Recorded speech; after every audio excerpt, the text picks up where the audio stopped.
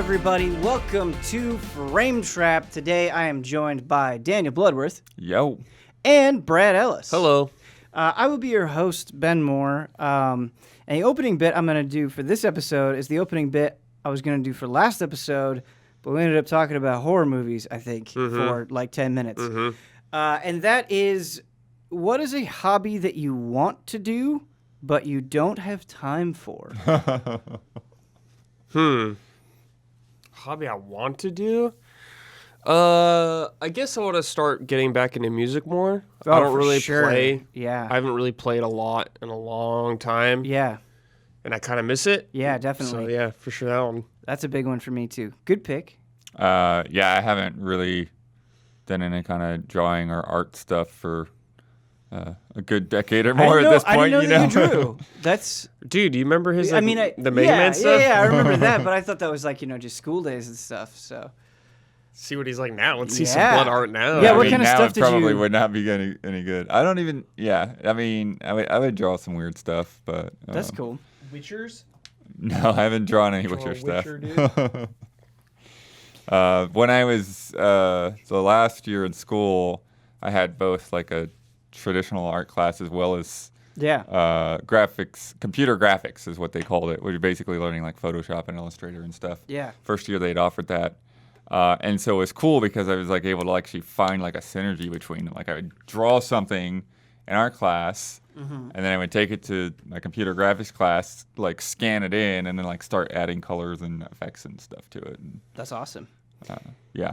Yeah, I know enough Photoshop to make YouTube thumbnails, but I really wish I was more skilled in it because that can take you quite a far. Yeah, I mean, me too. Like, even though I do it like constantly. It's, it's funny because I learned, Photoshop back in the 97, 98, right? Damn. And then I didn't even know Photoshop was. I was like, oh my God. In 97, I guess. Yeah, and then didn't use it for, close to 20 years, and then had to start using it like every day. So all the features and stuff, sometimes I would just find things like, what is this? I don't know. Yeah. But even back then, kind of one of my things with Photoshop is just like, if I know what I'm going for, I can make it happen. Like it's it's like one of those things. It's all about like inspiration or direction or whatever. Right. It's like if I might not know the best way to do it, but I can at least play around with things until I can get there. Yeah. It's funny that I asked this question now because I feel like I've been trying to make more time for stuff that aren't video games, and it's like the first time in my life that I've done that. But something I still haven't followed through on that I would love to do is I'd love to just have like a little garden, just because I enjoy cooking stuff. So it'd be nice to grow like fresh tomatoes, that sort of thing, and then just put that right in the dish. There's something about that idea that's super appealing. Yeah, our neighbors plant stuff in the little planters in the courtyard, and so there's tomatoes and like bell peppers and stuff like that just growing out there, like fresh herbs and man, it sounds awesome. It can't be that hard, right? I don't know. Yeah. Just take some love. You can love do and care. But time to get into the video games. I think the best one to start out with, and sadly, I really can't give my own impressions because I haven't dug into it yet.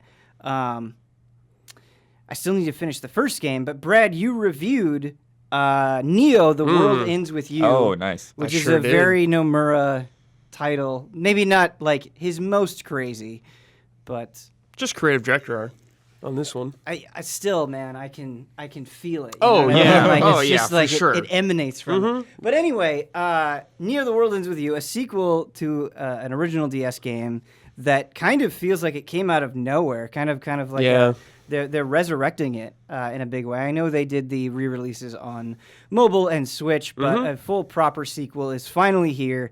And the first question is, does it live up to expectations? Yes. For me, it absolutely did.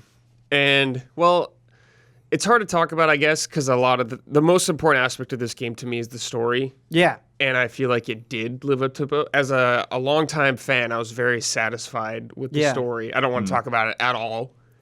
Yeah, speaking of the story, like, it had probably been so long since you played World Ends With You. Was it hard? I did a recap. Okay. I did a recap. So you did some research ahead of time. You played the Switch though, right? I didn't beat it all though. I just you didn't tested go all it the way out. through, Yeah. yeah. So when you say this story kind of lives up to expectations, because I feel like, World Ends With You, obviously very beloved by people that played the original game, but probably also something that not a lot of people know about. So set us up here. Like, what is it about the story that's appealing? What's going on in this world? What's going on in general? So the whole game is essentially about these people that get stuck in a life or death game where essentially they play a game for a week, and if you're the bottom team, you get erased, deleted, killed, however you want to look at it. And so this game picks up with a new group of characters, not the characters from the first game. Yeah. Brand new characters. So if you not play the first game, you can hop into this and still have a good time, but you will miss out on some stuff. So it's pretty much these characters going through day by day, competing against other teams, trying to survive this game. Yeah. And it's all, of course, set in a very beautiful, stylish setting of Shibuya, Tokyo. Right. Well, it's just like, it's more in games more now than it used to be, I'd say, like the DS days, especially because of P5. Yeah. Like being set in Tokyo, very much that style, but it's still a very unique style that captures the culture of that and like a lot of great restaurants. Like I thought of you a couple times. There's some nice ramen places there. Nice, dude. And I was like, oh, Ben would tell me about this. Yeah, I think the atmosphere of the original game is a huge part of it, and there's a lot to dig into there. But I have to wonder, and this is just, I just thought of this as we were having this conversation. I feel like kind of in the anime and manga world, the whole like sort of battle royale, like if you lose, you die sort of theme is very popular right now, like just that kind of edginess. And so I wonder if maybe that kind of coming back up in popular culture had anything to do with this sequel. That's a good question. I actually do wonder that. Spitballing total about it. Spitballing. Yeah, it could be. No idea. But when I think of the original game, something I think of is like the music and the art style really is incredible as well. Does the music kind of match or exceed your expectations? Yep, it's great. Is it very similar to the first game? There's some different tracks on there where I was like, whoa. Nice. Okay. There was like some pretty heavy tracks on there. I was like oh shit. You're saying like blast beats, like heavy metal? No. Okay. I mean, they're like heavy, like metal stuff, but I wouldn't say like we're not going like black metal or anything like that. Dude, hell yeah. That's sick. So when you have so much time between sequels, I think Kingdom Hearts 3 kind of suffered this as well, and I don't think Neo: The World Ends With You has quite the same expectation on it as Kingdom Hearts 3, but when you say the story really kind of succeeded for you, how can like articulate that for me? Like how did it meet your expectations? Like was it just definitive in its conclusion, or were the characters just super strong? Characters? It's a game about, like Kingdom Hearts, it's a game about characters and about their arcs is growing as characters, which I think is really satisfying. Of course, the premise is maybe not the most original thing, but it's about the characters and the moments they go through that really sells it. Yeah, because I think, even though I haven't played the original since I reviewed it, like the thing that, kind of why it seems like a surprise is that felt like a standalone story, right? You talk about Kingdom Hearts 3, like there was people waiting to finish the story, whereas with World Ends With You, it's like we got Neku's story and it wrapped up and was good and it was done. Well, they added the stuff in the Switch version that's set up for a sequel. And it's like, oh, okay. A big part of kind of the appeal of The World Ends With You is just how distinct and wild its combat system was, controlling two people at the same time. And having played the Switch version, which kind of just totally controls like ass in my vague memory of it. Yeah, it was not good. I haven't played the mobile version, but the Switch version was just kind of, I felt like I was fighting it pretty consistently. I've heard that the touch controls are better, which I did not mess with. I was using Joy-Cons, but... well, that's what the first game was a lot of times. Right, yes. But here, obviously they're developing this with console in mind. Walk me through the battle system. Is it very similar to the first game? So, the original game on the DS was touchscreen and like the D-pad. So, it was two screens at once. Yeah. That very chaotic feeling, but a steep learning curve, but satisfying once you got it. This time around, Everyone's on the screen, of course, or one screen now because there's no dual screen. But every character is equipped with a badge, which is essentially an attack or an ability, and they're all bound to a face button. So you think of like your Valkyrie profiles or something like that. You push square, one character attacks. You push triangle, different character attacks. It's actually making me think of Scarlet Nexus. Yeah, sure, Oh, yeah, okay. something like that. Yeah. But like way more quick than that. Like you can just switch. You could have characters attack at the same time if you push both buttons at the same time, or switch them in and out. It's about building up this. I guess essentially is the combat isn't super deep, and that's kind of a problem I had with it. But it's really fast and still fun to do. But essentially, you're spamming these attacks on guys, and the whole goal, or one of the main things you want to do, is build up this meter, which is essentially your ult. And you do this by attacking with a certain character, and like a blue circle will come up. Then you switch with the character it hit with a different character, and it'll build up your meter. You build it up, essentially unleash a super attack. So that's kind of like the whole flow of combat. So when you have to switch between these characters, is the like timing window pretty tight for you to do that successfully? To do that, yeah, you have like a couple seconds maybe to land that. But this game, you're going to be switching characters a lot because, yes, these characters have certain attacks, but they only have a certain amount.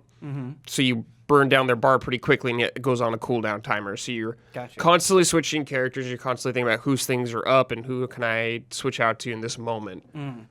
So you said kind of one of your problems was the combat and maybe the lack of depth. Do you feel like it just doesn't really change enough throughout the game, or that it doesn't challenge you enough? I think it changes a decent amount, like when you start getting more party members and a few more things, but it never was really where I was deeply like engaged in the sense of thinking about my next move. I guess it's the game emphasizes, I'd say, speed over tacticals or tactics.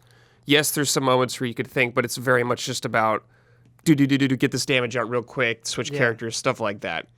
But the combats or the encounters usually aren't too long, so I didn't get very important. So I wasn't like feel like it was dragging on. But there's a lot of combat in this game, a lot. Yeah, and maybe there's no way to really work this in with the style of combat of this game, but a lot of contemporary JRPGs allow you to kind of fast forward or instant win if you're super powerful. Is there anything that will... There's no like speed up thing. You can like avoid combat pretty easily if you want. There's also difficulty options you can unlock. You can make it easier if you want, but if can you change that anytime you want. You can down level if you want also too. So if you increase the difficulty, I believe it increases the badge drop rate, which is essentially your abilities. Like you collect pins throughout the game. Those are all your abilities. Think of like a pin you put on a jacket. That's all your abilities. Right. That'll increase, I think, the drop rate or the value of the pins. And doing your level does like the same thing or one or the other. I can't remember which is which, but essentially you're rewarded if you put your lower level and harder difficulty. But if you just want to get through the game, you just put it on easy. Gotcha. So you said you were, the biggest thing you were looking for in this game was the story. It wasn't when I started. Oh, okay. Because it had been so long since I properly played through the game. Sure. What I was really curious about this time was the combat, just because it wasn't dual screen anymore. Yeah. But as I started playing, I started like getting really enthralled by the story. I was like, oh man, this is really good. Like I forgot how much I really liked this universe and these characters. Yeah. Now that a sequel is here and you've played through it, is this something that you feel like could really break out and find a lot more success than the original game? Is it something where you want more sequels? Yeah, I mean, I want more. I think this has a better chance than ever. I guess it's on more platforms than ever. Yeah. Like it's on PS4, it's on Switch. I think it's coming to PC, or it's coming to PC later at some point. Yeah, it's supposedly summer. Yeah. How long that's there was an gonna be, anime of the first game also now, so it seems like they're putting a little more effort, I guess, into the series. Not that they didn't before, but it seems like they're highlighting it more than they used to. So, I mean, they've been in Kingdom Hearts, the characters, some of them from the first game, so I'm hoping they do more. Yeah, Neku was it Neku in Dream Drop Yep. Distance? Yep. Okay, but they weren't in any other ones. No, they're only in Dream in Drop. Drop, yeah. But there's a bunch of characters besides Neku in there. Right. Blood, as somebody who reviewed the first game, and it's been so long since you've explored it. Yeah. Kind of like what's your take on this, or what is something that if you had the opportunity to dive in, you would be looking for? Yeah, well, I'm curious what Brad's saying about the story for sure, but yeah, the music was one of the biggest things for me. Yes. You know, I think that's primarily one of the things that drove me to that. I might have even gotten the soundtrack before it came out in the U.S. I can't remember for sure because there was almost like a year between the Japanese and U.S. releases for the first game. How much is something like that at that time? You know, to import a soundtrack like that, because you have a lot of experience with that. Yeah, I mean they're generally like $30-ish, $30 to 40 something. That's really not too bad. Yeah. But yeah, I don't remember for sure whether I got that on a disc or if I got that through download or whatever. But anyways, yeah, I really, really enjoyed that soundtrack, and it's, you know, because it's not like any other Square Enix soundtracks. Like it's all like you know, hip hop and rock, R&B and rock stuff, and just, you know, tons of stuff. Yeah, it's like a lot of just like record scratching kind of things going on, and just, you know, and it fits the gameplay style. It fits that kind of sort of frantic nature and the rhythm of it. The other thing that was kind of interesting and funny about that game is I want to say I probably played that game before my first trip to Tokyo. So it's like one of these things where it's like the stuff that you see in these games, like sort of you know, color your picture of actually going to the real places. Yeah, it's funny, and I feel like maybe it's a little less of an appeal now because it's just been done so many times. But I feel like so many games, like 6 to 10 years ago, 5 to 10 years ago, like that is a selling point that they would do when they would try to pitch you the game. Is it's like, yo, this is very accurate to Japan. You know, Yakuza, I think, rightfully made a big deal about it. I remember Akiba's strip, in addition to like ripping clothes off of people, they're like, no, it's just like Akihabara. And it's like kind of, but the game was so janky that it wasn't really like immersive in that way. But anyway, yeah, it's interesting thinking about kind of the world ends with you and this comeback. Like, I'm really curious to see how this game sells, because I know like a big deal for people and a question that we kind of get more than any other is like, and I even had this conversation with you, Brad, off camera, of like, well, just how, like, do you want to jump into this fresh? Like, do you need to have played the first game? And you're like, definitely play the first game. And I know that the anime will also get you caught up. Probably just watch because the anime is just an adaptation of that story? Yeah, I think it's just first game. Yeah, I wonder if that will kind of hinder things a little bit. Because I think about like Nier Automata and the success of that game and how so many people played Automata and had no idea. Of the first game, but it kind of like straddled this line of if you had played the first game, there'd be some things you'd be able to appreciate a little bit more. I'll say there's more. Yeah. A deeper connection. Yeah. It's just kind of a shame, I think, that like no one thinks the Switch version of the game is like the perfect way to play the first game. You know, right, yeah. So... Yeah, the DS I think is the best way to play that game. Yeah. Like the new endings, there's a new ending that's sick, so you should watch it. But I would recommend playing the DS version if you can. Yeah, it's kind of crazy because like Square has really done a great job either like, well, I guess just revitalizing things, you know, because I think of Nier, I think of World Ends With You, I think of like this mana resurgence that's been really going on, super strong. The Saga series they've been putting a lot of into. Yeah, they've been doing good work on a lot of those fronts. Yeah, and it's really cool because obviously, you know, we're huge fans of Final Fantasy and everything that entails, but it's nice to, because I think that's what made the PS1 days just kind of so magical, is you would have kind of those tentpole series, but you would also get all of these weird branches of all these games trying different and new things. And these aren't necessarily brand new games, but it's nice to kind of see that branching out, you know. And Dragon Quest, another example, like feels like it has more Western relevance than ever. And it's just as somebody who cares a lot about Japanese games, it's kind of nice. Yeah, to see. like this game, Neo Worlds with You, is not near the caliber. It will not hit anywhere level near like a Final Fantasy game in success or anything like Right. that. There's no way this game will ever get like super popular, probably, or anything like that. But Yeah. I think it has a really dedicated fan base, and it's sweet Definitely. that they actually made a sequel for it. Yeah, and it seems like kind of the scope that they're taking with some of these projects, like I think Trials of Mana is a good example, seems like in line with how well they can reasonably do Right. to get some kind of return on. And I guess that actually brings up a question because, like, I purposely haven't watched like a lot of footage for this game because I want to go in as fresh as possible. But like from a presentation standpoint, does it feel budgety at all, or it does? I mean, it kind of does because it is a lower budget game. Sure, like, yeah.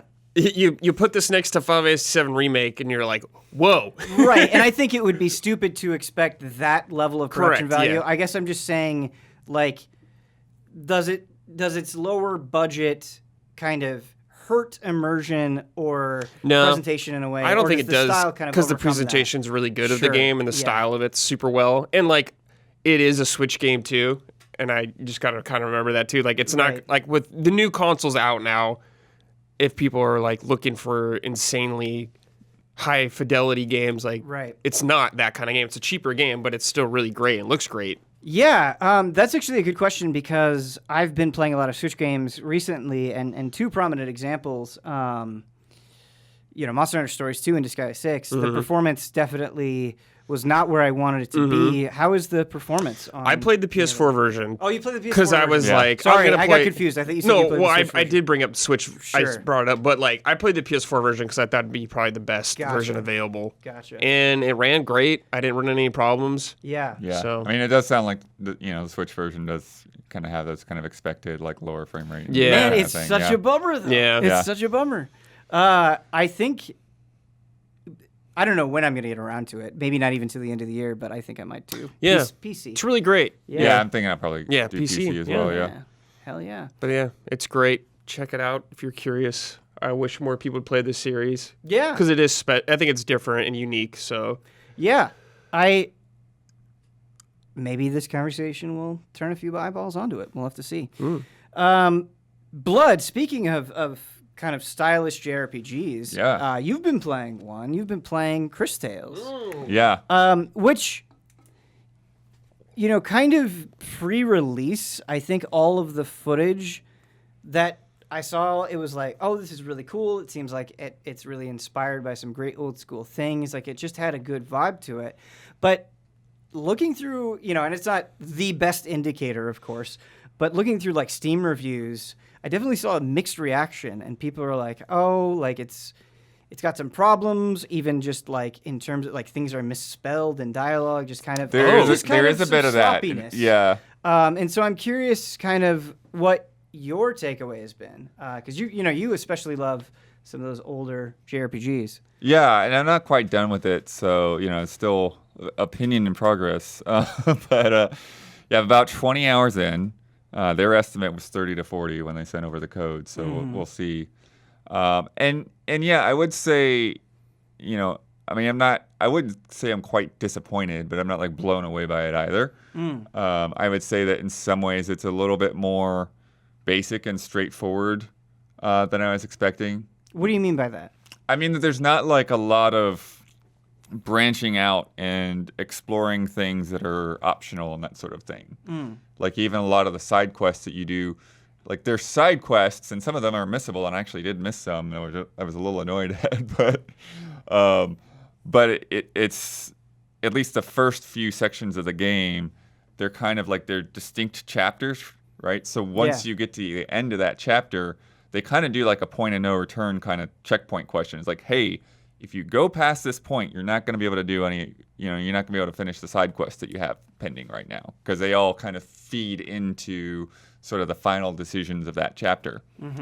And one of the areas that I did, I don't remember if it was the second or third area, but essentially there was just like this weird gap of like 5 minutes between when you lose access to be able to start some of these side quests and when that prompt actually comes up. And I didn't like have a save file really in between there, and so like I could have gone back to like 2 hours ago and gotten the side quest that way, but like, oh, okay, I guess I'll just move on. Man, I But feel as you're saying, like little tiny things like that and typos, just minor little things that can kind of get in the way.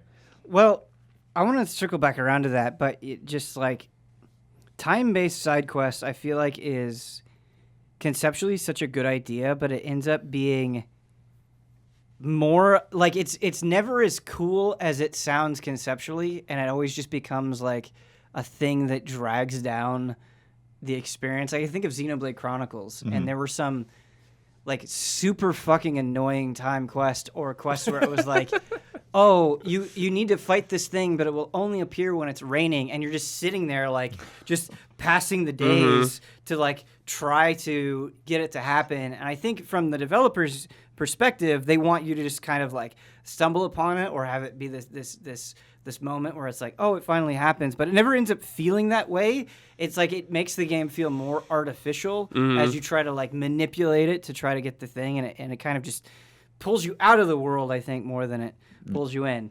But yeah, well, and sort of with this too, the reason I'd missed them is because I had already explored town, and they've designed the towns pretty well to where even though there's not fast travel, you kind of go off to the left and right and kind of like layers. And so then once you need to like go up to the palace or whatever, you just walk through the center of town. And so, it goes a little bit quicker. But since I had already explored the town when I first got there, I didn't realize that at some point along the way in the story, like, oh, that person over to the right's got a quest and this person over to the left's got a quest. And I just never saw the markers because even the markers are like really obvious. There's not a lot of quests either. Like each chapter has like 3 to 4 quests. So it was, again, like for those to be kind of missable, I was like, oh, dang. It's funny to me that like this game can just look so beautiful, and then you have kind of this sloppiness to it. Like it just there's this weird kind of chasm there, I think, between like the quality of different sections of it. But the side quests, I don't mind if there's not a lot of side quests if they're like really well written or add to the experience. Like the best feeling with side quests is when you do 1 or 2 or 3 and it's so good and you're like, I want to do all of them. And so do you feel like these side quests are really adding to the world, or are they just kind of filler? There's a little of both.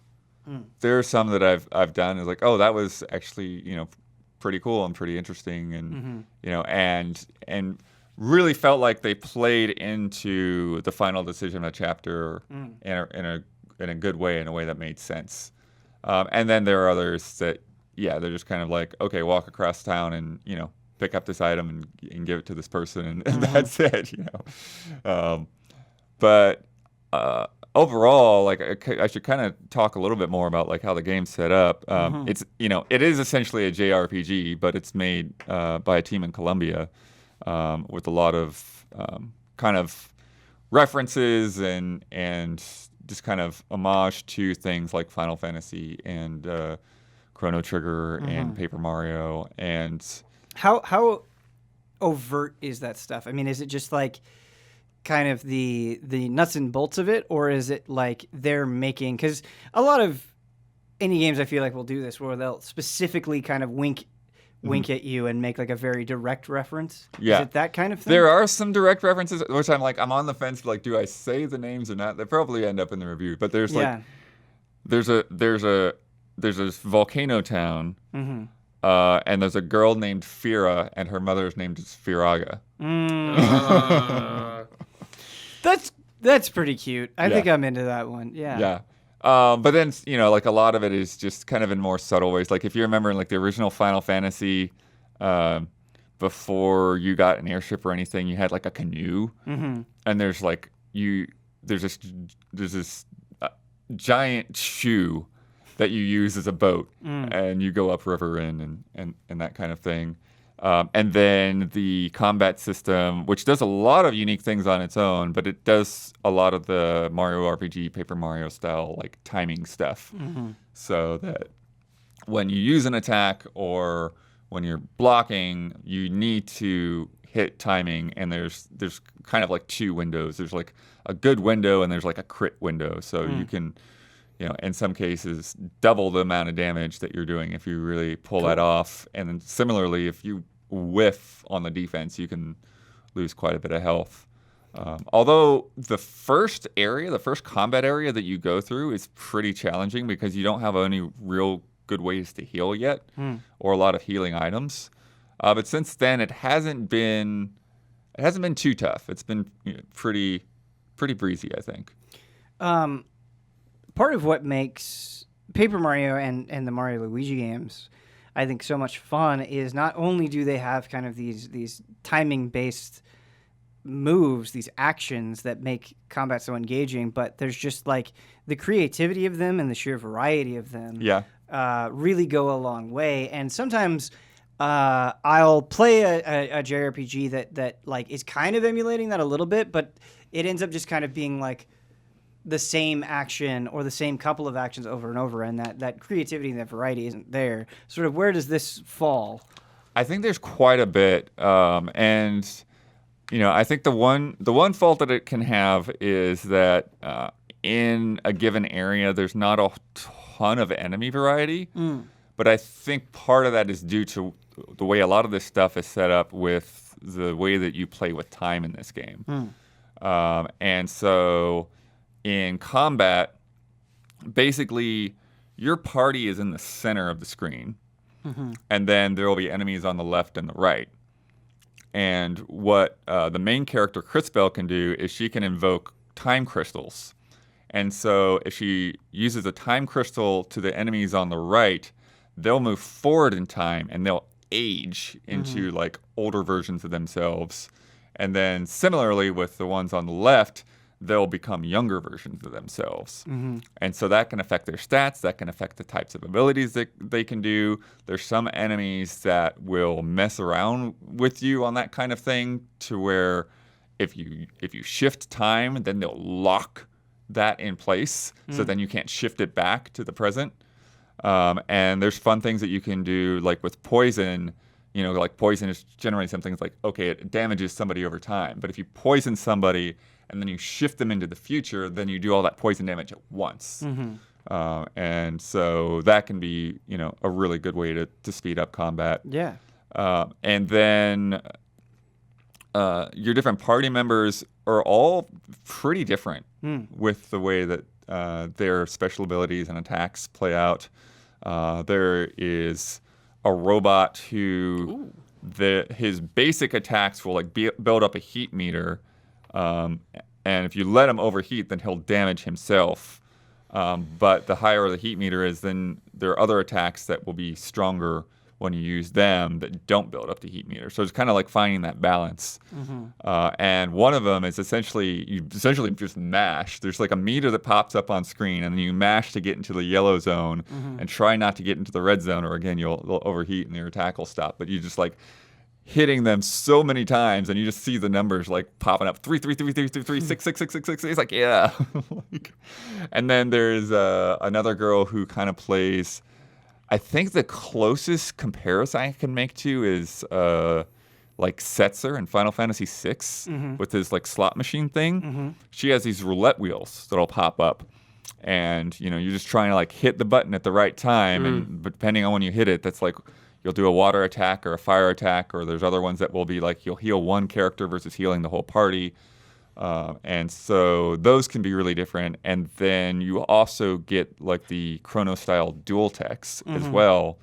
So there's like a meter that builds up as you attack, and then once every couple of battles it'll fill up, and then you can combo Crisbell with one of the other characters, and do a more powerful attack with them. That sounds super fun. Like, it sounds like a pretty elaborate combat system. Couple of questions. First is, with the age thing, the kind of first thought that my brain went into is like, I imagine, like, especially later on, part of the puzzle of combat is figuring out like how to shift time in a way where it only disadvantages the enemy? Like I can imagine there are some enemies where you like speed up time and they get stronger, right? Yeah. And so is that pretty intuitive, pretty simple to figure out, or does it take some sort of messing around? It takes some guesswork, and it takes some. There's several characters that have like scan abilities, and so that's something too that you kind of have to, try to work with, because some of them, when they scan, they'll only scan whichever version that you get, right? That's currently on screen.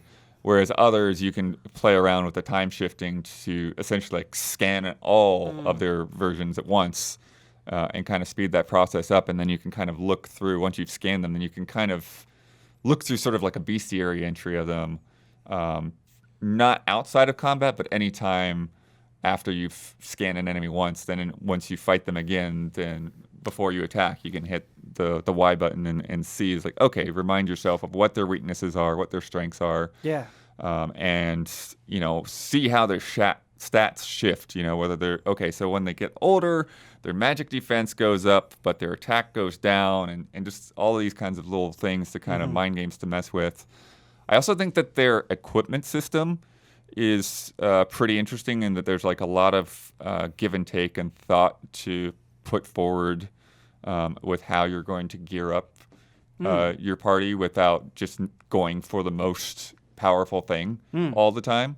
There are these weapon attachments, and like some of them will poison an enemy, others will increase your attack, but it will also do damage to you. So it's like, okay, if I'm using that on my weapon, then maybe I'll put some other piece of equipment on that will give me a regen effect, so I can kind of counteract damaging myself. And so there's a lot of little things like that, as well as some pieces of equipment that will just kind of like raise how much money you get after a fight. And so it's like, okay, do I want my stats to be good, or do I want to like get some cash right now for something else? Sure. And one of the nice things is a lot of the side quests will give you some of those like more expensive items. Like there's a ring that lets you avoid random battles. Oh, nice. That I got out of one of the side quests. It's like, thank goodness I did not have to pay $40,000 or whatever for that thing. Right.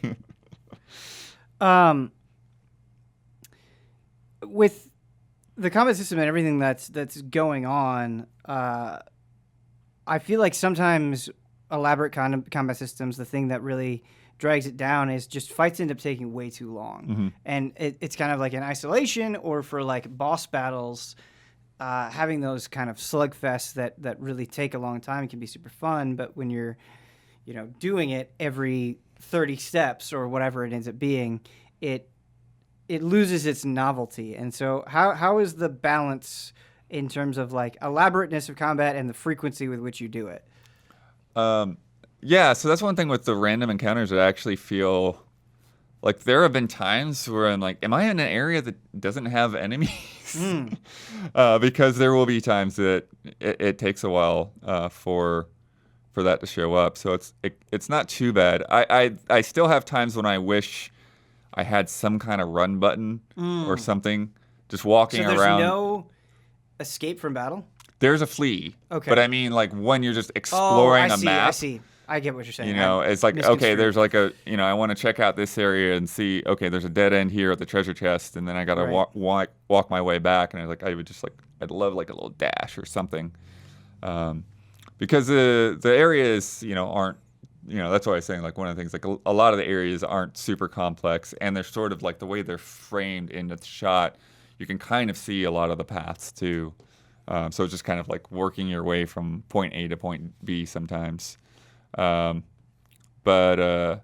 yeah, I think if there were more enemy variety, that would definitely be a plus. But I think that when you come across new types of enemies, like there is always that sort of fun experimentation of like, all right, I'm going to scan, I'm going to try to figure out what this guy's about, what they can do. There are a lot of slimes in the game and different elements. And okay, well, like this guy's going to split up and this guy's going to explode, and and sort of figuring out how, and they can be counterintuitive too, because they're like, oh, the big slime is the young one, and they get smaller as they age. And then outside of combat, the the time elements play into a lot of the quests and stuff too. And so you'll see when you're in town that the screen is kind of split in like a triangle. And so you can see the past on the left and the future on the right. And then you can, you have this little yellow frog with a top hat companion that you can send into the future or the past. And so it's really, again, it's like one of those things to where with the art and the amount of like effort they had to put into like making 3 versions of every town, it's pretty cool to see that stuff. But sometimes in terms of the gameplay, it doesn't always feel that rewarding. It's like, oh, we need to go into the past now. And you like jump into the past and like listen to a conversation, come back to the present. Yeah. And that's, okay, that was it. There's not like a lot of a puzzle to that sometimes. So, but I will say that like now, I'm like at this 20-hour point, like I'm kind of reaching this like turning point in the story to, you know when you get to this point in like a game, especially the RPG, you're like, okay, this is the point where I stop capturing. Oh, yeah, definitely. Like, I'm not recording anything after this because there's stuff with my party members and stuff with the story that's like, all right, it's all spoilers at this point. Yeah, the tricky thing that I run into is finding the point where you're like, oh, okay, like story stuff from now on is going to be spoilers, so I can't capture that. But then, especially with RPGs, they'll do like this cool new mechanic or this thing that's not really a spoiler that you do want to capture, and so you'll capture it, and then it'll like in the midst of that something spoilery will happen. So it's trying to cut around that can be kind of a mess. Yeah. Well, yeah, like I got a party member that like just this party member is a straight up spoiler. Yeah. It has completely different mechanics. They're not unique or anything. There are other, RPGs I could compare it to, but it's like, well, it's not talking about this person. Blood, the last question I have is definitely a tricky one, but this is coming from like a place of personal interest where, I've kind of had my eyes on Cris Tales since it was announced. Looks really cool. The mechanics that you're describing seem really neat, even if it's not, there are a number of problems with it, but you're mentioning what? This is a 40-hour game, presumably. Yeah. On top of everything else that I'm covering and trying to get caught up in Final Fantasy XIV, would you say that like this is worth carving out the time for? Is this that special? So far, I think so. I mean, it like I'm saying, there's a lot of things about it. With the combat system and with the art style and all of that really do feel like, even though there's a lot of familiarity with it, that they are doing, they have high ambitions, right? Cool. And so some of those high ambitions don't necessarily play out as well as you'd want. Sometimes when you make choices that, that affect the story, it's like, well, really there's a good choice here and there's 2 not so good choices. It's like, and it's just a matter of what you've how you've managed to whether you've managed to get the requirements for the best choice or not. But like I said, now that I'm in this sort of zone, and I don't know where things will go from here, but now I'm in a part of the game where I'm really excited about what's going to happen next. Yeah, which I didn't really have too much of that from the first few chapters. That is a problem of the genre, because I feel like when you say like, oh, 20 hours in, like I'm really starting to care. I feel like I've had that sensation so many times, and it's like, that's awesome, but 20 hours is just too long to reach that point. Yeah. It's like someone says, hey, watch it gets good in the 3rd season of the show. Oh, yeah, it's like, exactly well, like damn. Exactly. But I think at least like the first, 10 or 12 hours or so, like so much of it is so new, right? That it's still fresh. So you just kind of have like a little bit of a doldrum where it's like, okay, this feels like just another area of doing the thing that I did in the first area or 2. So yeah, sure. Well, speaking of things that you're excited to see where they're going, I still have a long way to go, but it's one of those things where the more I play it, the more invested I get, and it's kind of tricky to talk about, but that is the Great Ace Attorney Chronicles. Oh, yeah. Which consists of 2 Ace Attorney games that it's an Ace Attorney spinoff, and it takes place kind of at a point in Japan where they're just developing their sort of contemporary legal system, and so like the concept of an attorney is brand new and fresh, and so like straight off the bat, that's a very intriguing concept. And I've only been able to play the first game of this duo so far, so I'm on I just got to case 3 today, and I think right off the bat, if you have any Ace Attorney experience, it will feel intentionally very familiar, like to the point where the characters that they have, where it's like, oh, like this is clearly a reference to the character in the original game, or like even some of the broader things that are happening feels like it's sort of mirroring Phoenix's story in the first game, which is kind of interesting. And at first, in the first case, I was like, that's really neat, but I think maybe it's leaning in that a little bit too heavily. And then in the second case, I was like, oh, okay, like you could definitely still make that same argument, but I think it's doing enough here on a presentation level to really separate itself. And so what I mean by that is in the second case, you're on this boat. And so you're not in a courtroom, but there is this character named Herlock Sholmes who, you know, obviously that's, you know, who he's sort of imitating, but he's just such this wonderful character because he's like a smart dimwit who's very eccentric, where he kind of gets everything wrong, but through the process of him getting everything wrong, you get everything right. And he's smart enough to, as you're kind of course correcting him, he'll bounce off that in a way that's kind of productive.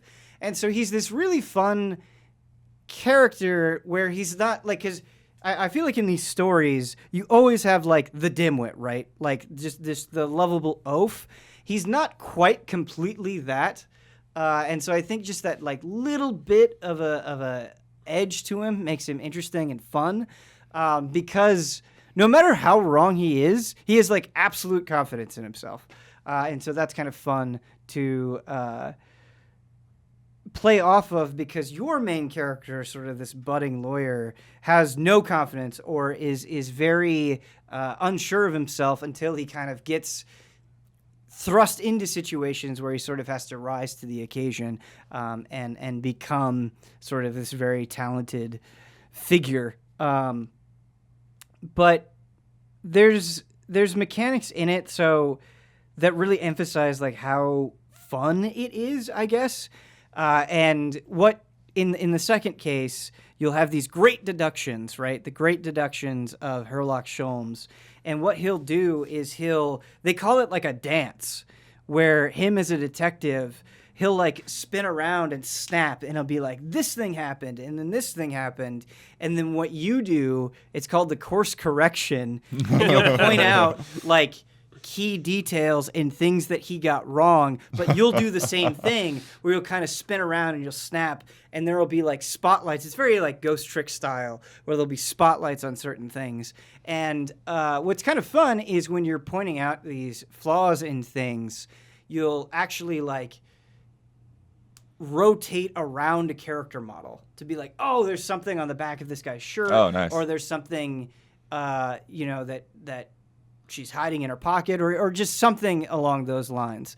And the character designs are just so much fun and are so expressive. You know, I think it's long been kind of a hallmark of the Ace Attorney series, but it's something that they're crushing so much. And so it's like, I think if you enjoy Ace Attorney and you kind of know what it's about, like, everything that I'm saying seems like kind of par for the course, but I think this is one of those games where even if you've experienced it before, you know, in any capacity, you know, whether that's light or heavy, I think it's just so well written and so creative that like it kind of doesn't matter. Like I'm going through these cases and it's like, this is just a really clever case. Like there'll be times where I'm like, oh, I think I know where it's going to go. And then they'll add, 3 or 4 more layers on top of it where it gets outlandish, admittedly, but because you're responsible for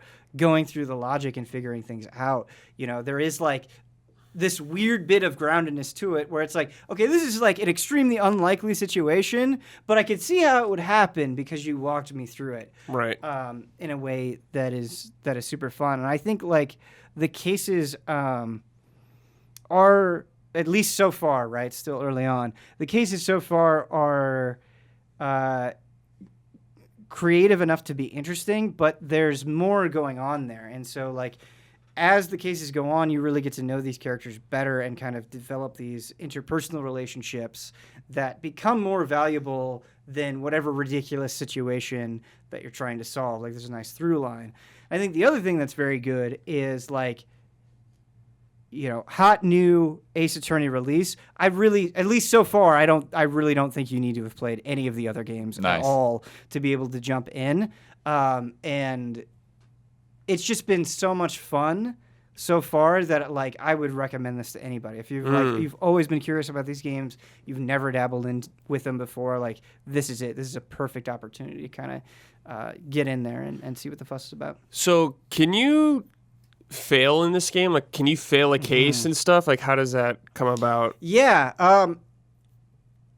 Great question, Brad, and something that I wasn't even thinking of. But this is actually something that's kind of my problem with the series in general. And so there will be times throughout a case where you'll have to present evidence, right, or argue against something, and you'll have like a certain number of tries. And so it's like if you present the wrong thing, you'll lose one of those tries. Okay. And so you can get to a point where you run out of all those tries. And that actually has not happened to me yet in this game. So I can't really like say what the fail state is, but it has happened to me in other Ace Attorney games in a way that was, or at least I remember it being kind of frustrating. Thankfully, you can save at any point in this game. So like you can be, and this has been really nice playing it on Switch as like a mobile experience where like I was on a plane and it's like, okay, like this person is like, you know, mid-testimony and I need to get off this plane. Right. So I just saved it and it picks up and you load the game and it's like, this is right where they were talking before and you can easily look at like the history and stuff. Dialogue so it's history, like, if I don't remember exactly the context of this, you have it right there.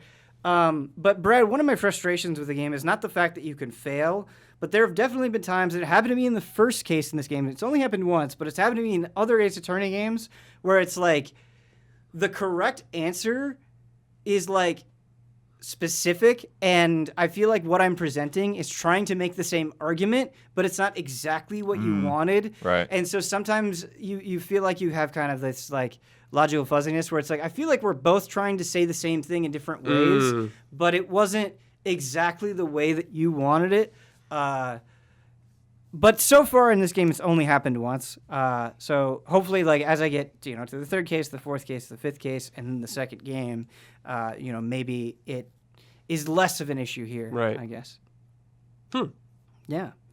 But really, really fun. I think something that I don't know if it's going to be a big deal for people because these cases are just so dense, and there's so much dialogue that you kind of get to a point where it's like, okay, like I'm processing this pretty quickly, right? Like I'm digesting it, reading fast, and moving forward. And that's kind of like the way that I like to play. Like in JRPGs, like I read a lot faster, I feel like, than they talk. Right. So it's like cutting off dialogue a lot. Yeah, that's actually, I've been having the same struggle with Cris Tales. It's like, like there's a lot of inflection and voice and, and like every line is acted. Right. And sometimes like I'm just kind of waiting for them to finish the line since the text is there, Yeah, but I know a lot of people like playing in different ways, and for the most part, this game isn't voice acted. And so I wonder if that would be...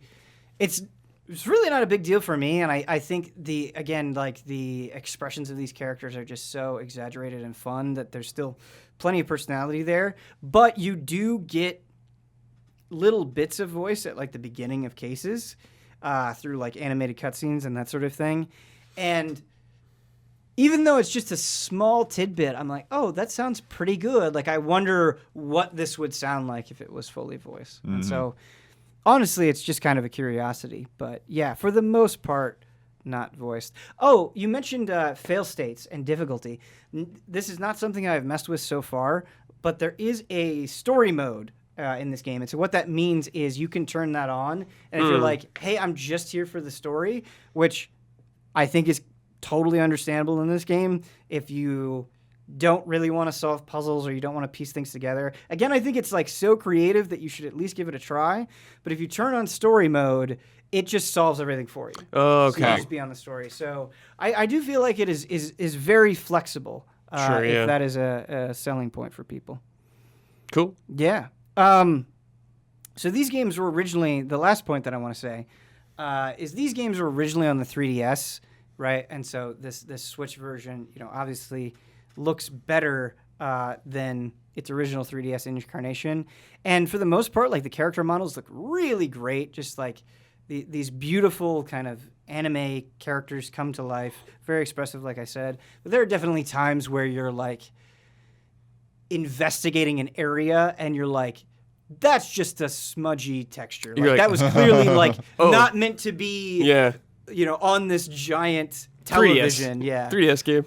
And so that definitely sticks out. But I think for the most part, the presentation is pretty good and is not really, it doesn't really detract. It's not bad enough to really detract too much from what's going on. But yeah, been a ton of fun. We're not going to have some fun, though, because we're going into the SIZZLE. Oh, my God. Where, we mix up the show a little bit here, put these guys in the hot seat. I actually had another SIZZLE that I was going to do, but I think I'm going to switch it out on you guys. All right. I want you to put your brains together. And it's always funny because I've been doing this show so long that, like, every time I do this show, I'm like, have I already done this? So I may have already done this, but I don't think I have. What, in your opinion, is the worst major PlayStation franchise? Wow. It's tough because, like, I was thinking about it and I didn't immediately come up with something. Right. I have, like, some ideas, but I don't even know if they're good. I'm really trying to think. Are we talking like current PlayStation franchises or all time? I was thinking about going either way, but for the sake of argument, let's say ongoing. Oh, shoot. Ongoing franchise. Oh, God. Okay, PlayStation franchise. Ongoing. Okay, don't kill me. No. I'm going to say... This is meant to be hot. I'm gonna say Ratchet and Clank, even though I think it's excellent. Yes. Excellent video game. Yeah. It's just Ratchet and Clank still. Yeah. Do you know what I mean? Yeah. Not saying it's a bad thing, but Sure, dude. I've been there. I'm playing a Ratchet and Clank game. I know exactly what I'm getting. And I do every time. I've got one that's kind of similar. And this just popped in my head. Little Big Planet. Yeah. Yes. So that's a great pick too, actually. The reason why I say that that is a better pick. Is I love Little Big Planet, but I feel like it's kind of been diminishing returns. Like my wife and I always play Little Big Planet together, and I feel like just the last couple of Little Big Planet games that we've played, it's like, oh, this is cute and fun, but like the magic isn't there anymore. I feel like it's kind of run its course in a way that makes me sad. That's why they changed it so much, I guess, with Sackboy or whatever. Yeah, and the thing is, man, like I played Sackboy, and I know like you really liked it, and I know Huber liked it a lot, and I think some other allies maybe liked it as well. I don't remember who, but I just wasn't that into it. Yeah. Yeah. Oh, I get it. I was over it. I get it. You got one, Blood? It's hard because it's like you say series, and there's not a lot of ongoing series right now. Sure. Yeah. Because it's like I feel like some of the things I might go for are just stuff that like just never appealed to me. Like Loco Roco. Like what the heck is Loco Roco? Oh, Loco That Roco's shit sweet. ain't going anymore. Yeah, it's dead. It's but dead. Yeah. oh, It's I mean, I'm not like a huge Loco Roco fan. I've just messed around with those games a little bit, but Yeah, and that's the thing. Is like I haven't even put the time yeah, I thought they were into it. really charming and like spoke to like kind of the best of PlayStation news.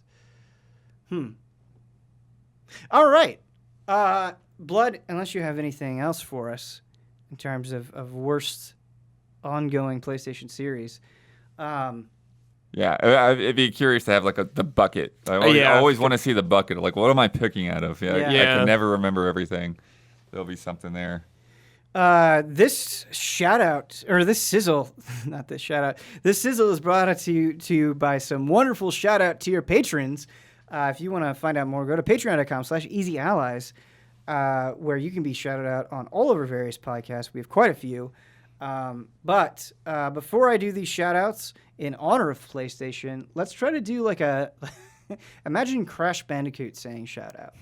Give me your best Crash shout out. I just think of Crash when like the old commercials of the guy in the Crash suit. Sure, you could do that. You can shout out with his like megaphone, dude. Yeah, you can interpret that however you want. But shout out to Elthanas, Greg TheDarkKnight Kettering, Caleb Togi Crawford, Esdoccal, and Nick. Shout out! Shout out! Shout out! The voice that came out of me was not the voice that I had in my head, which is always a very weird experience. Yep. But, yeah. Blood, talk to me about Tribes of Midgard. We streamed this last week. Mike and Brandon and me jumped in there. And we were, like, I think the time slot was like 3 hours, and we went like an hour and a half over that. I still don't know that we know what we're doing. So what is this game? Because I imagine quite a few people have maybe haven't heard So it's of it. like a team survival kind of a thing, and you can play. You can just jump into matchmaking, or you can play with friends, and it's like 2 to 8 players, either 2 to 8 or 2 to 10, something around those lines. Mm-hmm. And the tutorial really just like gives you like the very basics. It's like, okay, go out and get some wood and like build an axe and then chop down a tree and then build a sword and then, and just kind of go with that.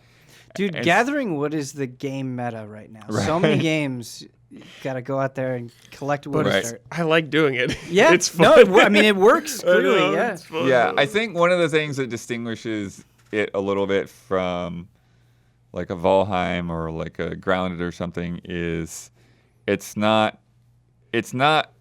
building a base, but it's not about building a base. It's not there's a lot of this stuff that you don't really have to engage with because there's already a central area with shopkeepers that are going to upgrade things. And if you want to, make like guard towers to shoot arrows at things, you just go up to the guard tower and you pump the resources into it. Mm-hmm. And so there are things for like platforms and ramps and all kinds of stuff. We just didn't.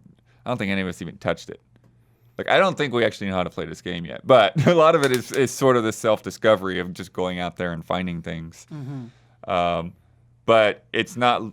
Yeah, it's not like you have to like start off by like, all right, we got to start putting walls up or everything's going to get destroyed.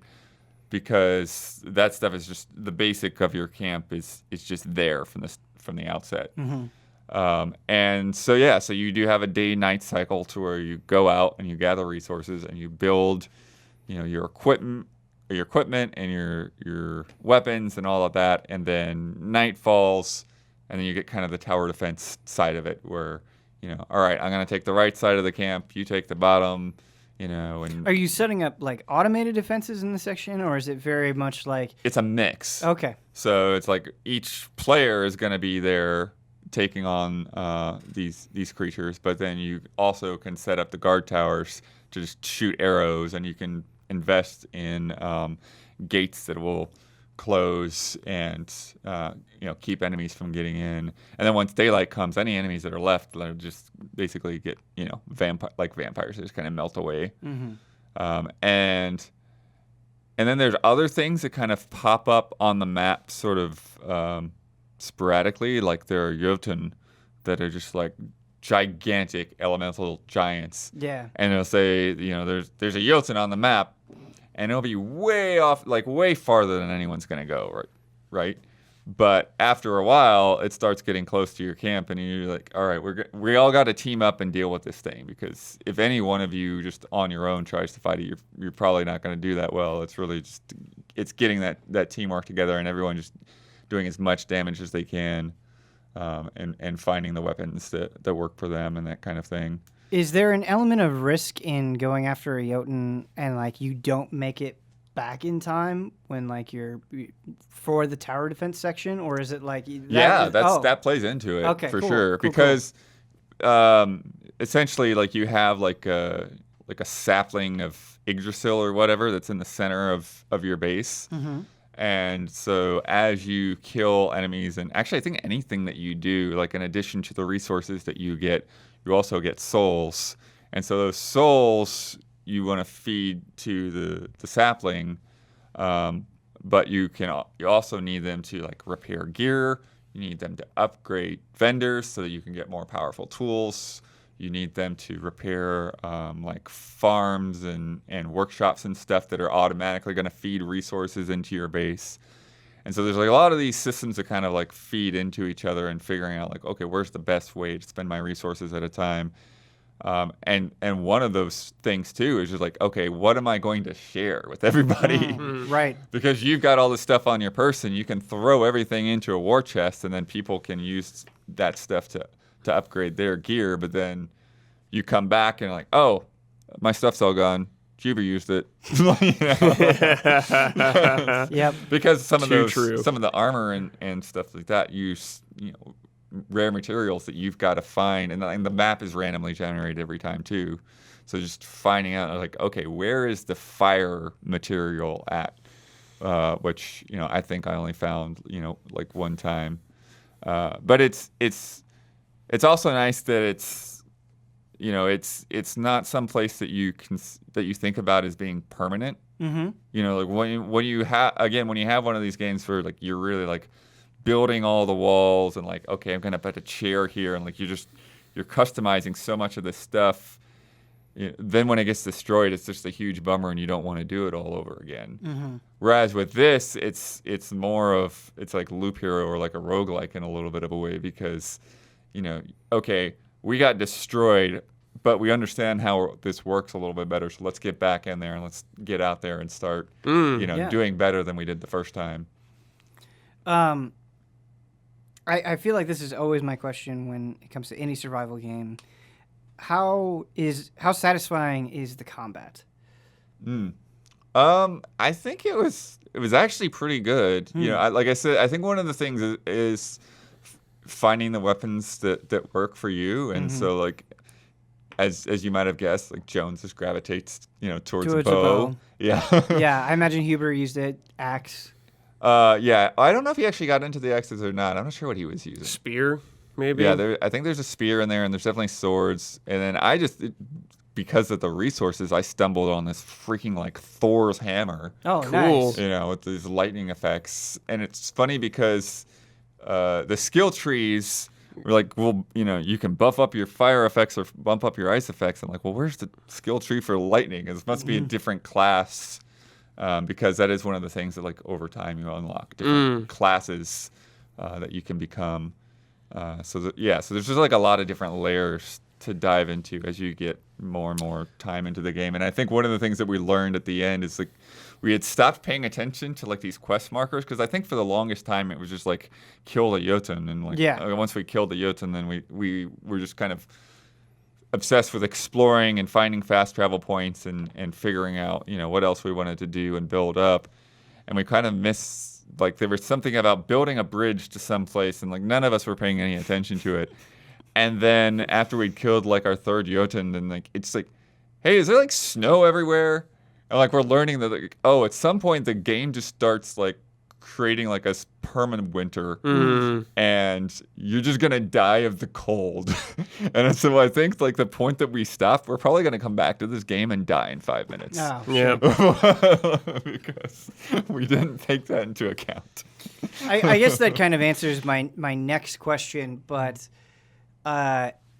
is there any storytelling kind of sprinkled with this, or is it mostly focused on the mechanics of survival?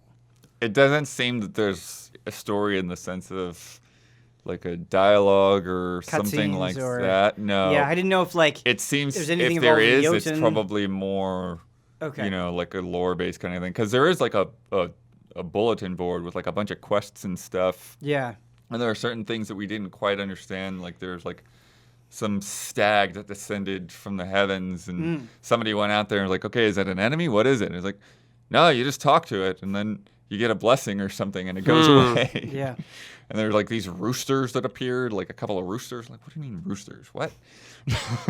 It sounds like something where, you know, you guys just kind of did this one-off stream, but there's so much to uncover that it sounds like you're just excitement to get back into it and experience it with people. But it really sounds like you need to have that discovery as a group. Like, I can't imagine you I feel soloing like this I wouldn't want to play this with random people. Sure, because I guess you there wanna, probably 'cause is you want online to talk matchmaking. so much about what you're doing, Yeah. you know, so Yeah. and just that communication of like, okay, I'm going to do this. I'm going to invest these resources into the quarry. Somebody else, if you find any more, you know, cut stone was the meme of the stream, because like it took so much stone to be able to create cut stone, and plus you had to upgrade the, you know, whatever the craftsman that makes it. Do you think the tutorial is like bare bones to a fault, that like if you weren't playing it with your friends, some of the stuff you would have figured out even less, I guess is the question? Maybe, but again, it's just like I guess I'm just not the kind of person that playing with random people that would appeal to me for this kind of a game, for this kind of like heavily cooperative kind of a game. Right. And, you know, maybe if I was in a group that was more like 8 or 10 players, I could kind of find my own niche and sort of Sounds like all the allies need to jump in on do this. my own thing. Yeah. You know, and there would just be such a group of numbers that we would just sort of figure it out. Yeah. But with a smaller group, like 4 people like we were playing with, you really need to be kind of coordinated. Yeah. I can imagine also with random people, you know, it sounded like sharing resources was such a big deal. And I can imagine when you're not communicating with people, there'd be some tension there. Like, wait, I need that. Yeah. I thought this was an ARPG. I didn't know this was based off the trailers I saw before. Right. I was like, oh, it's just another ARPG. Yeah, that was kind of thing. That was exactly my feeling on it as well. I didn't. So realize I'm surprised to hear all this. So involved. Yeah, I mean, there are enemy camps with, you know, chests to loot and that kind of thing, and you know, you get different potions and stuff to use, and so like different strengths of healing as well as various buffs and all of that. I mean, this sounds more interesting than I thought it would be. Yeah, like what you're saying sounds way cooler. Yeah, it'd be one where because you can have such a big party, I would like to get that is cool. If you can have a as huge possible. party, that's rad. Yeah. But speaking of survival, Brad, you and I have been trying to survive Final Fantasy XI. Oh, yeah. And it's been really Survive fascinating. the installation, at least. Yeah. No, the Play Online installation, the first time. Oh took my me God, quite a yeah, while. me too. Yeah. It was just So dumb. Like, okay, where's my Play Online ID? My Play Online password is different from my Square Enix password. Yeah. Oh, no. They don't make it easy to play. Because your Play Online ID can't have, your Play Online password can't have special characters. So that was throwing me off. Anyway, Oh, gosh. yeah, it's a nightmare. Yeah, it is.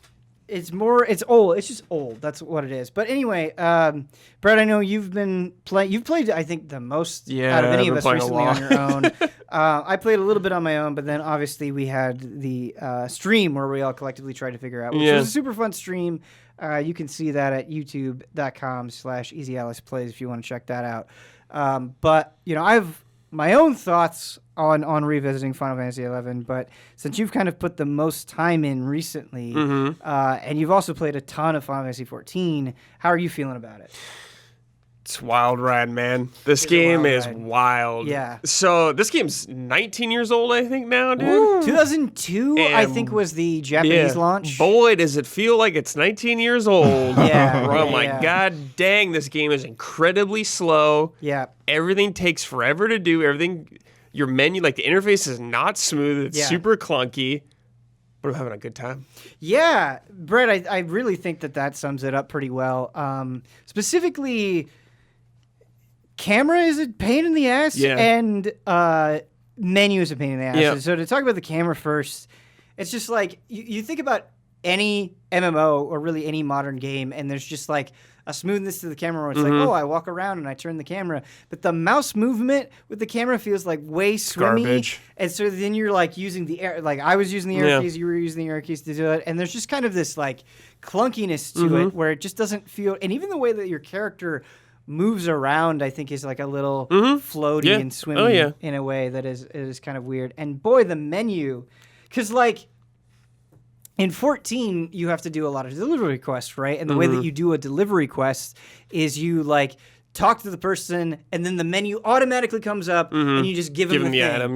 Here, I remember the first time I was like, oh, I know I need to give this person, I think it was the adventurer coupon. I was like, I talked to them and they don't prompt me at all about this coupon. And it's like, no, I have to go to the menu. I have to select trade. Then I have to select the person. And then the trade menu comes up. Then I have to get the thing. And then I have to hit OK. And so it's just like so needlessly cumbersome in a way that it like is kind of appealing just because of how old it is, but is also kind of a pain in the ass. I don't know if that's generally how you feel about it. But. Oh, yeah.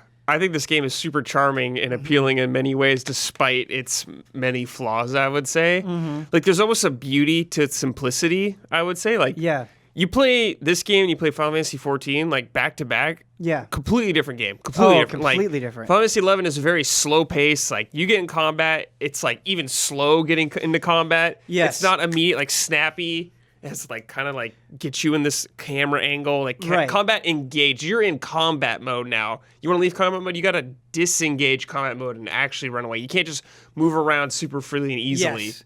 Yeah. No, I mean, again, comparing it to Final Fantasy XIV, or really, I think this comparison applies to any other MMO, is like contemporary MMOs. You think of combat, and it's like, oh, I've got all these skills, and I'll hit this skill, and then it will proc this other skill, and I'll do this cool combo, and they try to make it more active. But, like, the early goings of Final Fantasy XI, it's like, I'm going to hit attack, and then I don't have to do anything. You literally just lean back just in your sit back. chair. I'm going to watch my little Taru just smack this thing with the staff super slowly. Maybe I'll cast stone. So it's super, super slow. But Brad, there's also kind of this joyfulness to it as well. Because thinking about Final Fantasy XIV, and I don't even mean this as an insult. It's like you said, it's two completely different styles of game. But Final Fantasy XIV, I mean, you're really drugged by the nose. Yep. There is openness, right? Like there are side quests that you can do. You can run around and find aether currents. You can make your own fun. But I would say for the most part, like if you're following that, main scenario quests, and it's like heavy dialogue, heavy narrative. cutscenes, It's like a Final Fantasy game. Yeah, you're going from one place to the other. Yep. It's a very linear story. In Final Fantasy XI, like there are tutorial quests you can go through, but for the most part, it's like you get plopped in the city, and it's like, I don't know, man, figure it out. Yeah. And there is kind of this like sort of sense of wonder that I think really is gone from contemporary MMOs. And I'm speaking about WoW as well, because there was a moment on stream, this is maybe the best moment of stream, where we like had all gotten to level 10. We finally grouped up. And we were wandering around, and you guys saw it way before I did. You're like, yo, what's that freakish thing? What's that giant monster? And I was like, what? And I just wanted to like see it, and I finally saw it, and it was this giant, disgusting worm, and it's like, whoa. And it was just such a like pure, wholesome moment of discovery. And it's like something actually felt like a threat, because there was a moment where I was like, oh, I think I can take this orc, and I super couldn't. Right. And so I'm like running away. I'm like trying to go back into town, and these things, mobs will follow you forever. And so it's like, I'm finally, I need to like get into town. I need to go through the loading screens. This thing will finally stop attacking me. And I feel like in contemporary MMOs, that sense of danger really isn't there. You can get away pretty easily. Maybe like world PvP. Where like mobs are generally like if you're in this area, you're safe. You can pretty much take anything. And I think that has its benefits too. Again, it's not really an insult, but it just makes the world feel more dangerous, I'd say. Yeah, more dangerous, and like it makes simple things more momentous to the point. Like there's a lot of grind and pain in the ass and slowness to it, but even just like, I remember kind of getting out of the town, going into that first area, and then just trying to get to the second area. Like even that was kind of an event. You know, it's like, yo, we gotta work to get there. Yeah, so that's pretty. I cool. had to run to Juneau when I hit level 20, and I was like, oh man, I might die. Yeah. On the way here. Yeah. And if I die, I'm gonna go far back, and I'm gonna have to run. Like this is gonna take. It's gonna take me like 25 minutes to run there. Right. Like how insane is that when you think about that in MMOs nowadays? How fast and how convenient things were. A lot of times, like even WoW back in the day, you still have to run a lot of places, but there was like flight paths and stuff. And it's like you mount or whatever. Like you got to do like a weird bullshit side quest, and you got to feed these chocobos things. And like I need to find the materials. I couldn't find them, so I had to buy them off the auction. I just had to go all the way back there. And then like even that, I had to like give them grass over like 10 minutes or whatever. Finally get them, and it's like you don't get your mount. You got a rental. Like playing this game now compared to when I played it when I was in high school or whatever, when I came out, it's been like super weird to me. Yeah. Because of all these new things in the game now. Like the biggest one is the trusts, what we're talking about. We're essentially AI party members now. That you can play this game, like you can get through this entire game like solo pretty much. Yeah, now. I mean I feel like they just because it's so old that's an accommodation they have to make. Yeah, I think I totally understand. I think it's cool. It's just super wild playing this game now. Yeah, I'm like, definitely. I haven't had a party up with anyone, especially back then where like you had to for like everything. Yeah, one of the biggest revelations to me is so fun. Fantasy XI is actually a game where you can down level. Yeah. So where if you die at an opportunity, you'll actually lose a level of experience, which is heartbreaking. And I remember that happening back in the day, but they've cushioned it a little bit now, where I think you have to hit 30 before you can down level. Yeah, dude. Okay, so I hit 30 on my warrior, and I was like, okay, baby, it's time to lock paladin now. Yeah. And I'm okay. You think about unlocking your jobs now in like modern MMOs? Pretty chill, not that big of a deal. No, it's not chill here at all. It's a big deal. Like you got to earn this freaking thing. I had to do multiple part quests, had to go to a bunch of locations. I had to buy some stuff because I couldn't find the mobs to get the items often. So I had to give it to this guy. Then he's like, "Hey man, go to this super far away area you've never been to. Go to this like well kind of thing. You got to go to this well to like part of your quest." I try to get to it. There's a mob there that one-shots me every time. I can't get it. I cannot do the quest to become a paladin. Yeah. So I was like, I messaged Damian. I'm like, Damian, you got to help me get this thing, man. He's like, okay, dude, I'll help you. So I was like, all right, I'll just get DarkKnight in the meantime or something like that. Sure.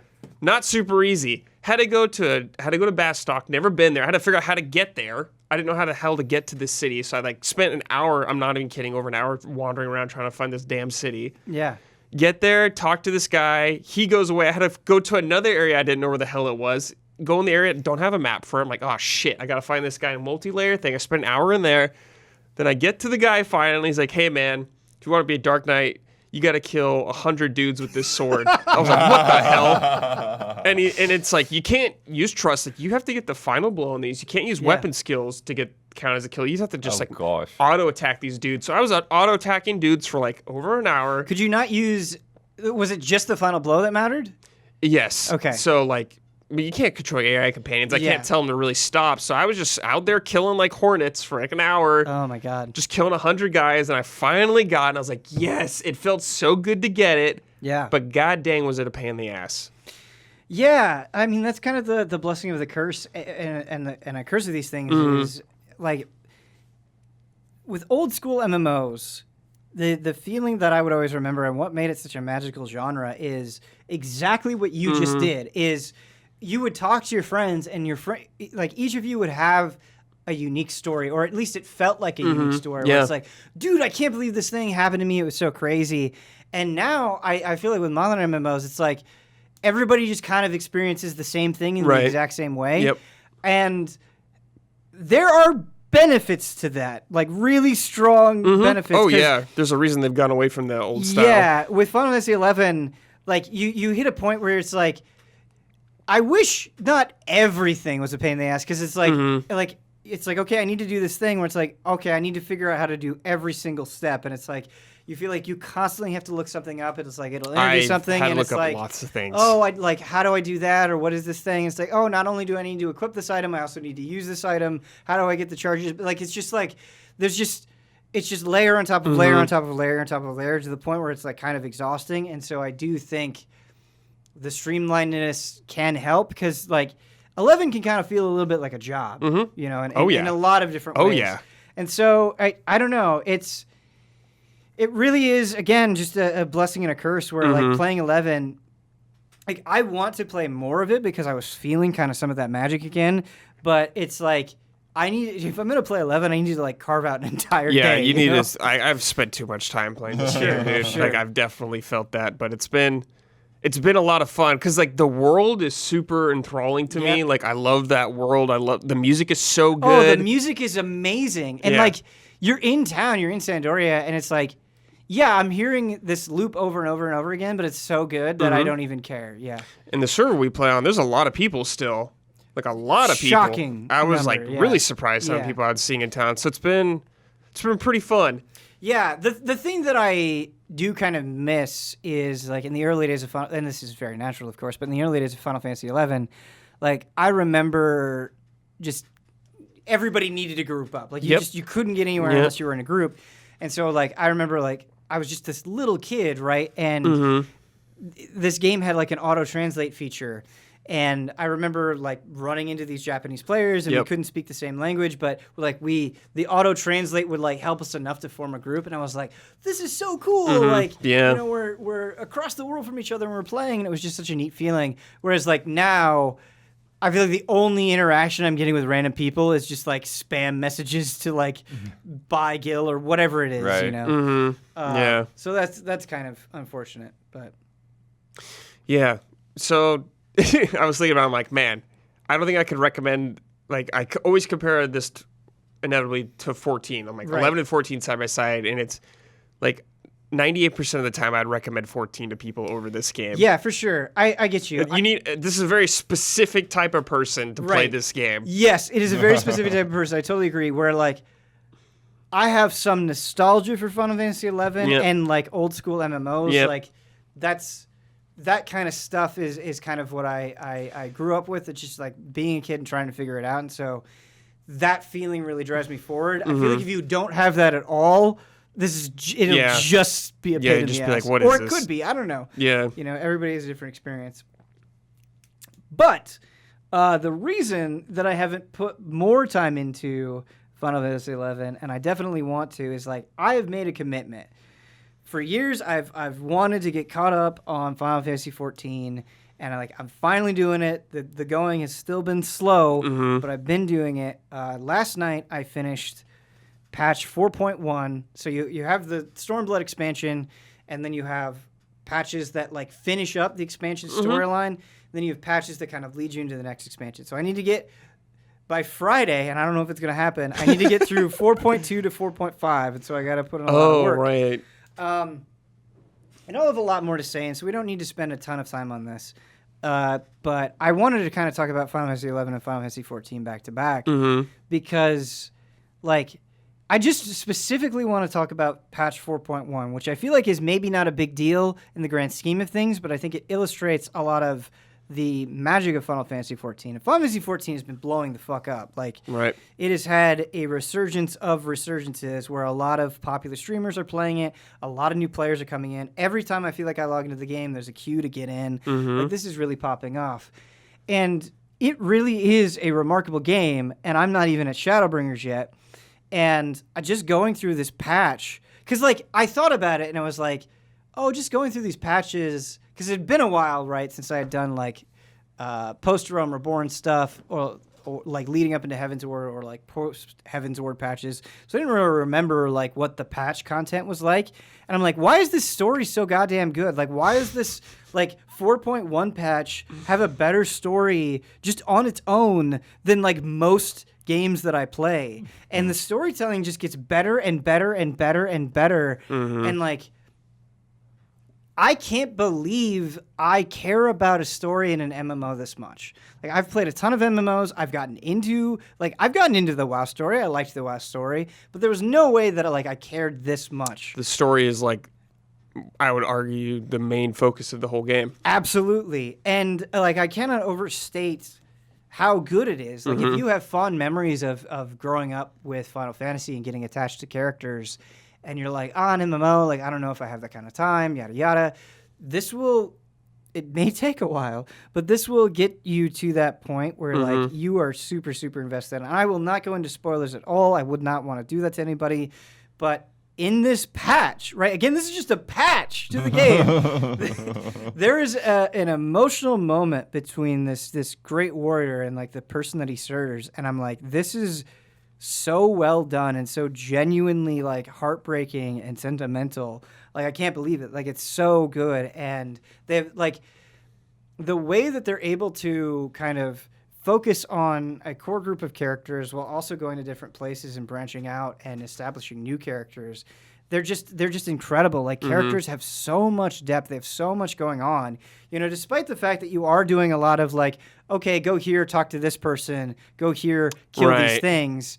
You know, it is still in that MMO structure, but what kind of sandwiches those tasks is so meaningful that, like, you don't even care. And I feel like as I'm going through this game and as I'm progressing, they're getting better with mechanics. They're getting better with, like, making the quests seem unique and distinct. Like, one of the last things I did was this great battle, and this giant creature was shooting balls, and you had to like run around, and you couldn't let the balls touch anybody, and so you had to run around and kind of like bat them away. And you know, it doesn't sound that interesting, but when a lot of the times you're kind of doing, you know, basic 14 combat, you're getting things that like mix it up just a little bit and make it kind of exciting and kind of fresh and kind of unexpected. Or like there's another quest where I had to look through a magnifying glass and like identify the weakness of a monster by pinpointing it. And it, you know, wasn't very complicated or wasn't very intense, but like I can't wait to get to Shadowbringers because I feel like this team, the people behind 14 are just like not resting on their laurels. Like, I'm not going through these patches and saying to myself like, oh yeah, I've done this before. You know, I've put hundreds upon hundreds of hours in this game already, and I'm like, I'm more into it than I've ever been. Like, and that is an incredible achievement of how far they're like pushing their design and how far they're pushing their storytelling. Yeah. It's like, it's incredible. And so I still have a long way to go. I actually don't even know how much total time I've put into 14, but I feel like it's been a lot. Yeah. But anyway, the point is, regardless, like, I'm more into this game than I've ever been, and I'm so excited. I'm going to stream Shadowbringers. Hopefully I'll be able to get to it by Friday. We'll see. Do your best. Do my best. But like, it feels electric right now. Yeah, it is. It's popping off right now. It's honestly like electricity that I haven't felt since like the early days of WoW, which is really, really cool. Yeah. And it's a very different thing from WoW. And so it's like Endwalker's the end of this current storyline, so everyone's getting caught up. Dude, Endwalker is going to be the video game event of 2021. It's going to be a big event, Yeah, it is. That's why I'm glad you and Huber are putting in effort. Yeah. I'm getting there. I feel closer and more productive. Yeah, you're getting there. Yeah, we're getting there. We're also getting to this HOTTAKE. Whoa! And this HOTTAKE is a tough one for me. I definitely have a lot of mixed emotions on it. I don't know if you guys will be as into it, but we'll have to see. Pokemon Unite has come out. Free-to-play MOBA on Nintendo Switch right now. Coming to phones very soon. Actually, not sure when. But this is a game that, like, you say Pokemon MOBA, I'm just like, I just roll my eyes. I'm like, I don't currently care about MOBAs. I don't care about this. And I was very dismissive about it. And then I played it, and I was like, oh, there's actually a lot here. Like, it has more depth. It has more going on to it that I was actually having a ton of fun with it. And, you know, we even streamed it, and I was having a hell of a time. And I know, Brad, you played it, and I know, Blood, you kind of got into it. And it seemed like, you know, at least early on, you were having some fun with it as well. But as we discovered together, you know, we kind of went through the process. This game has very overt pay-to-win issues. Oh, sure, yeah. And so without, like, overcomplicating the explanation, basically, your Pokemon that you pick that you bring into battle, they can hold items that do different things, like raise your attack or your crit chance or that sort of thing. You know, typical things that you would expect. And there's this currency that you can use that will buff up those items to make them stronger.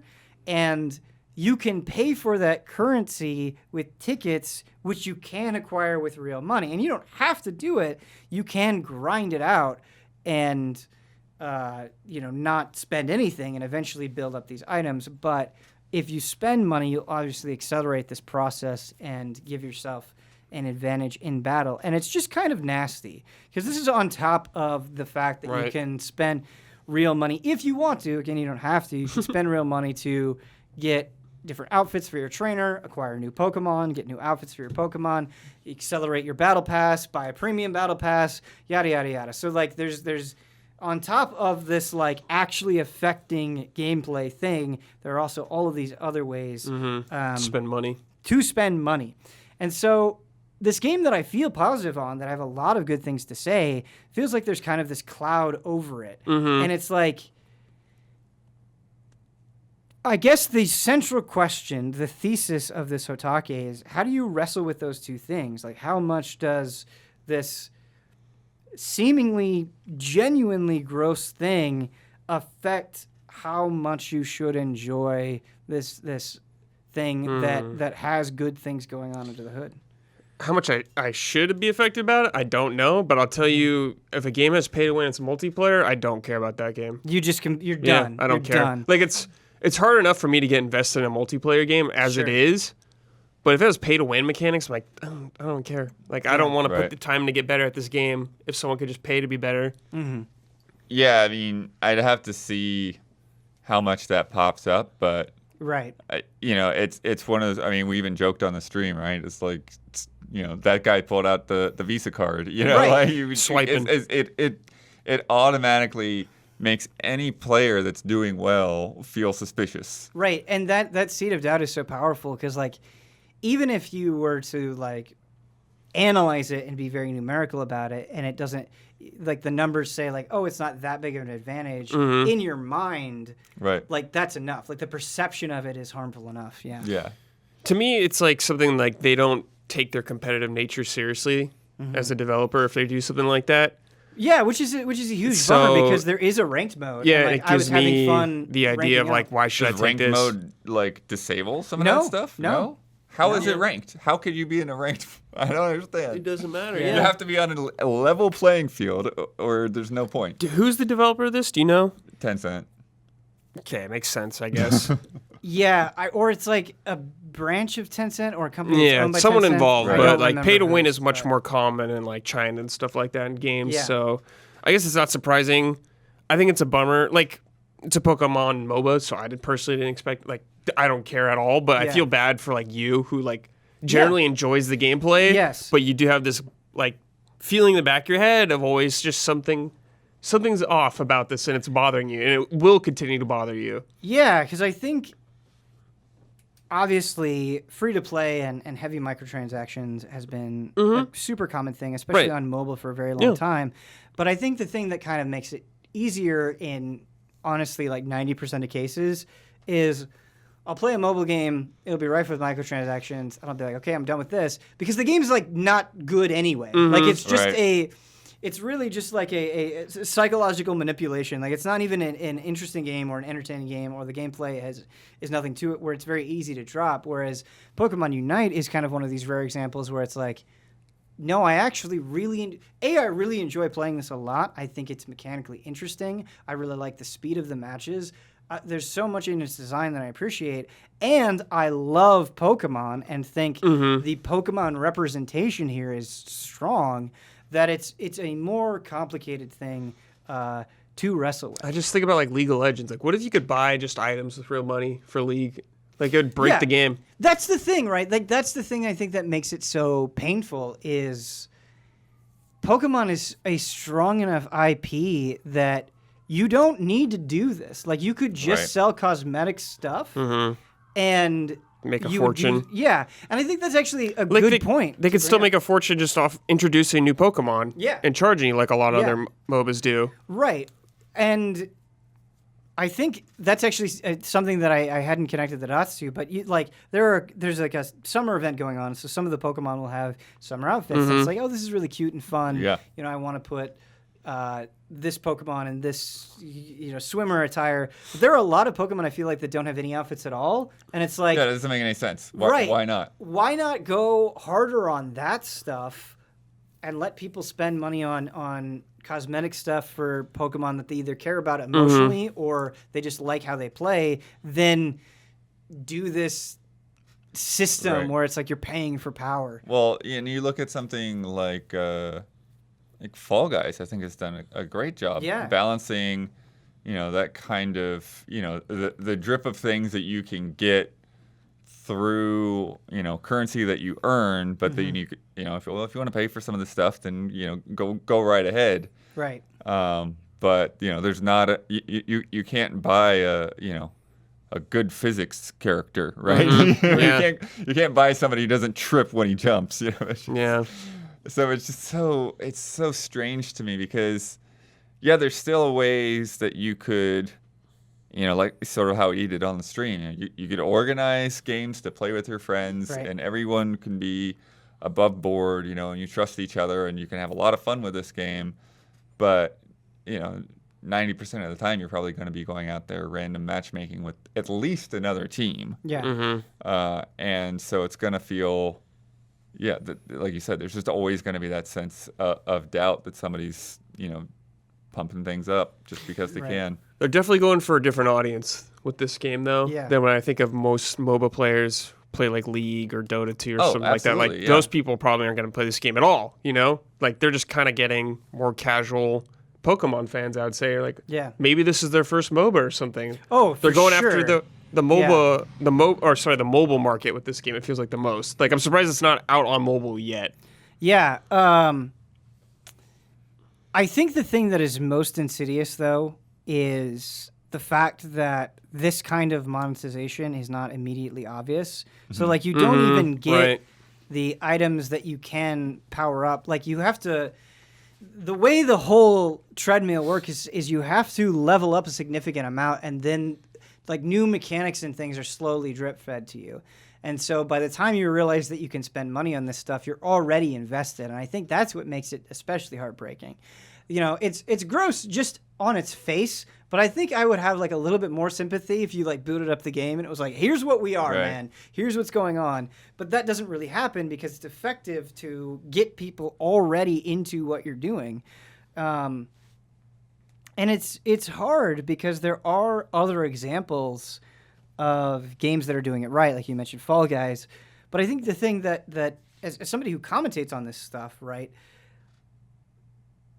where to draw the line, because it's like I do genuinely enjoy this game and I know a lot of other people would enjoy it, but I also don't want to promote something that's going to cause people to like, spend outside of their means. I think you're doing the right thing. You're just being transparent about it. Right. I think everyone has the capability to come up or decide for themselves, but you're just presenting what it actually is and they can go from there.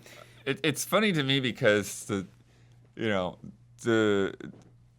I don't know if it's just a generational thing or if it's because I don't typically have a lot of extra income to work with or what, but it's like the free-to-play trap just doesn't work on me. It's like, it's like if it's a free-to-play game, then I play the free parts and whatever else you want me to spend money on, I'm never breaking out. We're from a different era, so that's why it's just not happening. So it has definitely worked on me. But like I think about the last sort of obsession that I had, and this isn't a free-to-play game, but it still applies, was Dead by Daylight, where I ended up spending money on Dead by Daylight, but I only did it because I was like, I love this game. Like, I think this is such a good game. I think it's so much fun that I'm just buying, characters and cosmetics and stuff. Yeah, and I think buying a character is probably the most justifiable thing that you could do, right? Like, I think I've even, bought some Dead by Daylight characters for times that we've played, just because, that's a cool guy, I'll buy him. I bought some Hero Storm characters. Because you're getting a set of mechanics, you're getting something to mess around with and to play around with.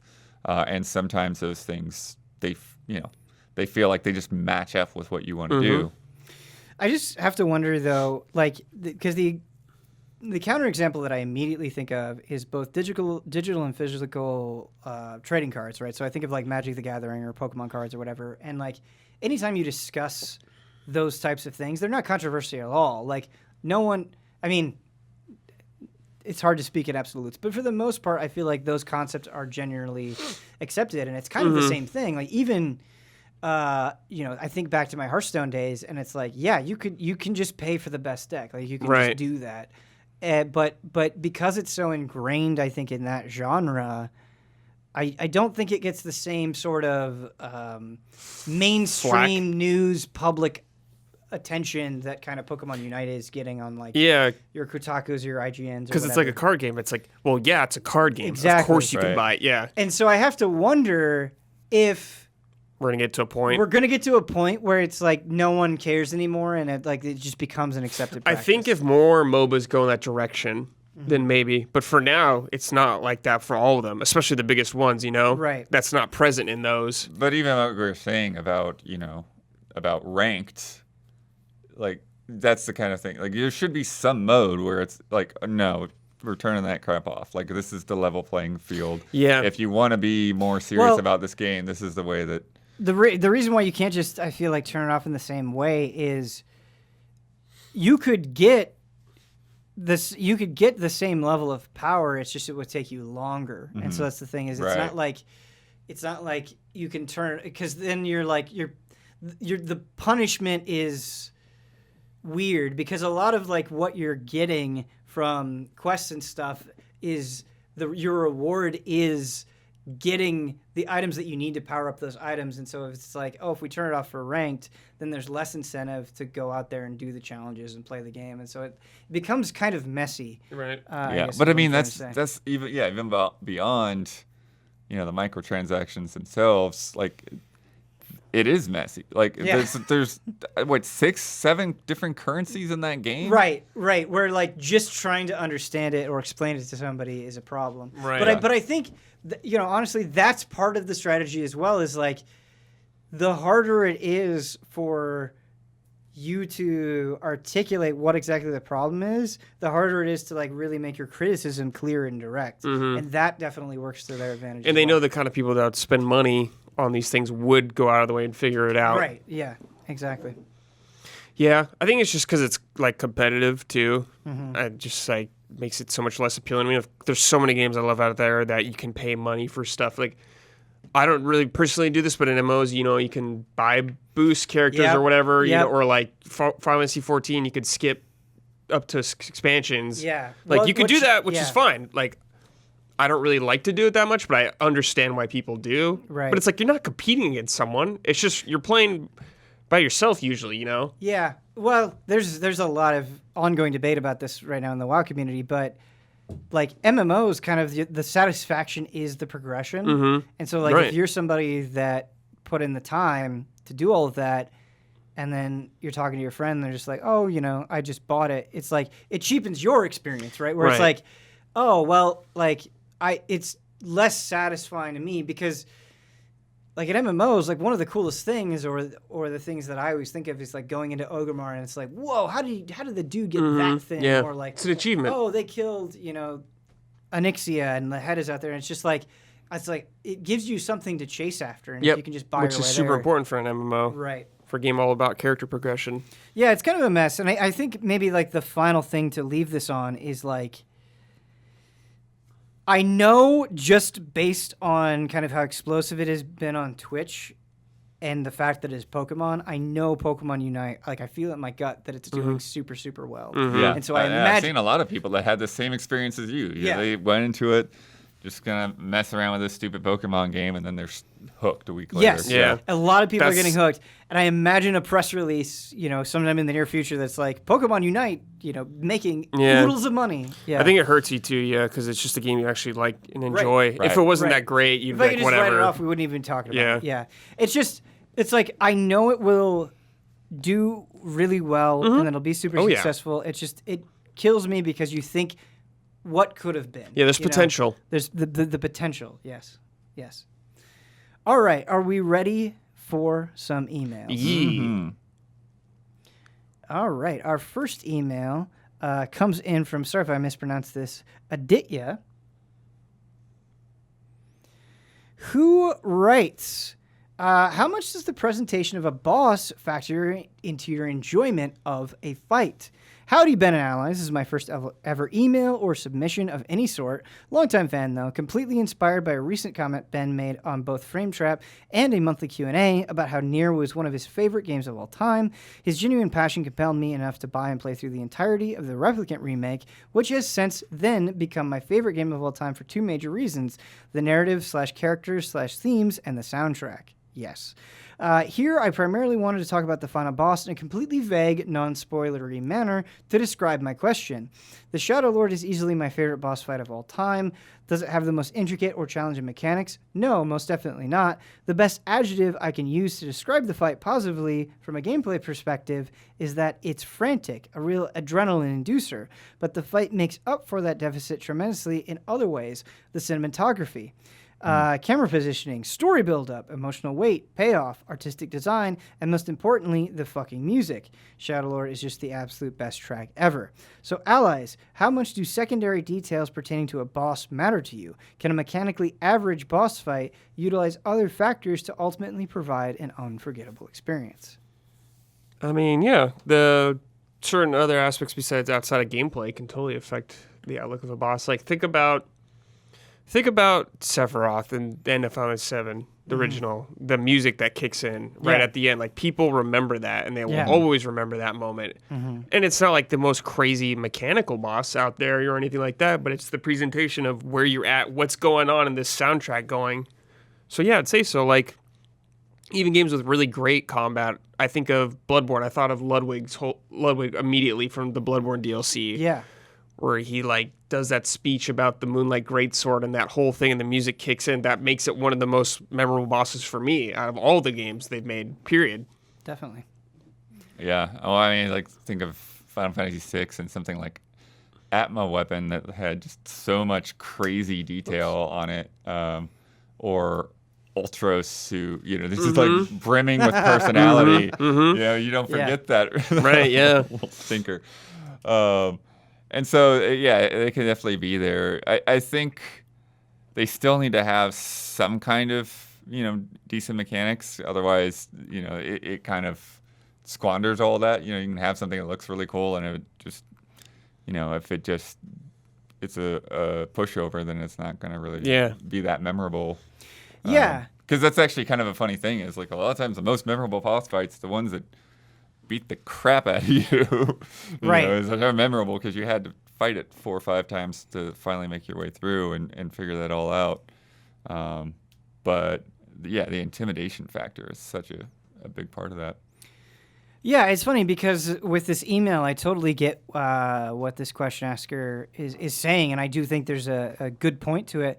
But I think when I run into situations like that where maybe the fight itself isn't that memorable, but the story around it or the presentation or the character is memorable, the way I describe it to people is I don't even subconsciously think of it as a boss fight. I'll be like, oh, this moment was really cool, or this character was really cool, or this story was really cool. But I feel like when I think of best boss fights, it's exactly what you're saying. It's a combination of the two. It's like, you know, you mentioned Ludwig. Like, the presentation is incredible, but that fight is also just like brutal, or at least it was brutal for me. Or I think of the Virgil fight in Devil May Cry 3 at the end, where it's just narratively it's so incredible and the presentation is off the charts, but it's also like, oh, this is a summation of everything I've learned up until this point, and it's just that is what, as a boss fight, makes it so goddamn incredible. And so, think of the last fight in Sekiro. Like, what a damn good final fight. Yeah. Yes. Good lord. Yeah, and so I think it can, you know, it can definitely work the other way too, right? To where like something can be really hard, but if it's not very interesting, right? Yeah, right. It's just like you don't walk away. It's like, oh, that was a great boss fight. You're just like, oh, I'm glad that's over. Bed of Chaos, another perfect example of a terrible boss fight in an excellent series. Yes. All right, our second email comes in from Brandon, who writes, "Hello, everybody. As I write this email, it's been a couple of hours since the reports coming out of Horizon Forbidden West being pushed to Q1 2022, and while delays are always a net positive, I wouldn't say always, but I see what you're saying. This year has has given us delays into or official release date announcements of so many massive games in 2022. Here are just some of them that have either official media or comment with a 2022 release. So a lot of delays happening into 2022. I feel like I flubbed up the reading there, but that's the general point. So here's a list of things that have been pushed to 2022. The aforementioned Horizon, the next God of War, Elden Ring, the Breath of the Wild sequel, Pokemon Legends, Arceus, Starfield, Redfall, A Plague Tale Requiem, Tiny Tina's Wonderlands, Gran Turismo 7, Ghostwire Tokyo, Gotham Knights, Suicide Squad, Kill the Justice League, Stray, and Sifu. I know Arceus is always one that I forget the pronunciation of because it's a weird pronunciation. I've looked it up, but I've forgotten it. Anyway, and let's not forget games that could possibly, but have yet to confirm to, come out within 2022. Final Fantasy XVI, Hollow Knight Silksong, Cuphead, The Delicious Last Course, Senua's Saga, Hellblade 2, State of Decay 3, Quantum Error, Lego Star Wars, The Skywalker Saga. There are even super long shots with no date or even gameplay that are known to be in development. Fable, Perfect Dark, Avowed, The Outer Wilds 2, Metroid Prime 4, and even Bayonetta 3. Now that's a lot of games. If even half of what I've listed in this whole email actually comes out in 2022, the year has a lot of potential. What do you think? As 2021 is just past halfway done, and there have been a handful of solid games, Ratchet & Clank Rift Apart, Resident Evil Village, Returnal, It Takes Two, Hitman 3, and this fall has several noteworthy to come, Psychonauts 2, 12 Minutes, Metroid Dread, Forza Horizon 5, Deathloop, Back 4 Blood, Kena, Bridge of Spirits. The year hasn't felt as packed like last year, whereas I feel 2022 could possibly be in the conversation of the best years for games when all is said and done. Do you even think many of the games I've brought up today will come out next year? Thanks for taking this excessively long email if you do, and as always, stay easy, fellow allies. I definitely think there's some of those games getting pushed. So when you say getting pushed, what first comes to mind? Or not even necessarily getting pushed, but like that doesn't even strike me as being a 2022 game. Like Fable and Perfect Dark. Yeah. So far away. Yeah. I really would be surprised if those games come out next year. So there's definitely that. And I also think that this is kind of the precedent that typically the first year after a console launch is like the deadest, driest year. And the delays that we've seen from COVID and from people trying to figure out how to work from home and all that, just add to that. Yeah. I think in any normal circumstance, there are a lot of games that are listed where it's like, I could see that getting delayed. I could see that getting delayed in the best of circumstances. But I think just the impact of COVID is so unknown that it makes it harder than ever to predict when these things are actually going to come out from our perspective and, of course, from a publisher developer perspective as well. Yeah, totally. Yeah, towards you, 2022 is looking pretty stacked right now. Yeah, and hopefully it stays stacked. Yeah, hey, I'm down. Yeah, because the actual Forza Motorsport as well. Like, when the heck is that thing coming out? Now that the last game in the series is getting delisted? Nonsense. You were saying it, but yeah, car licensing is just a nightmare. But that's the thing is I think they're still selling Gran Turismo 6 or something. Like it's how they've structured those deals around what they thought their development cycle was going to be, and now like, oh, we're taking longer this time, so whoops, sorry, you can't buy a Forza game. It's crazy. It's just absolutely crazy. And we got a question on the Q&A where somebody was like, the new consoles just don't feel like as impactful as it has in the past. And we all kind of agreed where it's like it's too soon. But I'm waiting for that moment. I'm waiting for like that Bloodborne, Witcher 3 moment where it's like, oh my God, these are some of the best games in recent memory. Yeah. And I know it will come, and that moment will be magical all over again. Yep. I rarely feel like it happens in the first year a lot of times. Oh, yeah, absolutely. Rarely. But it does. Like Super Mario 64. As we're recording this, Odyssey. I still don't think that Horizon thing has been made official. It has not been made official yet, still.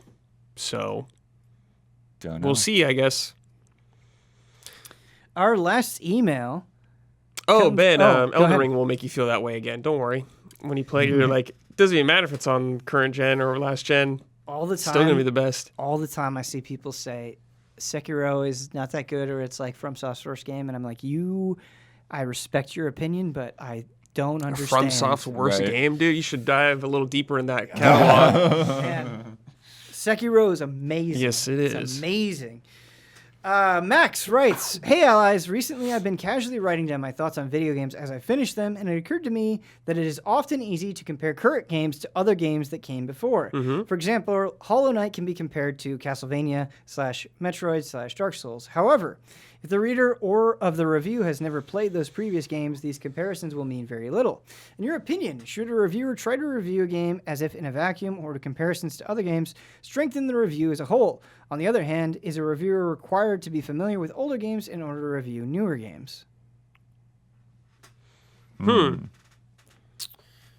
Be familiar with older games to review newer games? I don't really know about that. I don't think so. No, I mean, if you were the only reviewer that existed, maybe your qualifications, it would be more of a conversation. But I think part of the joy of reviews of anything, and this happens all the time, is like, let's say you get a sequel to a long-running franchise, you'll get a review from somebody that's brand new, you'll get a review from somebody that's a veteran. So, it's a variety of opinions. I think that has value, having, like, does. especially as long as it's like, I think it's important to be maybe make that known, I guess, or it could be helpful to some people. Yeah. But I would love to hear the opinion of someone who's, like, never played a game in a series before and just how they approach it. Yeah, and sometimes with spoiler modes, we'll have that, where it's like, oh, we want to especially do a spoiler mode with people that are new or whatever. Right. And like everyone's gonna have some kind of holes anyway. Oh, of course. It's like one of those things. We're all Swiss cheese, man.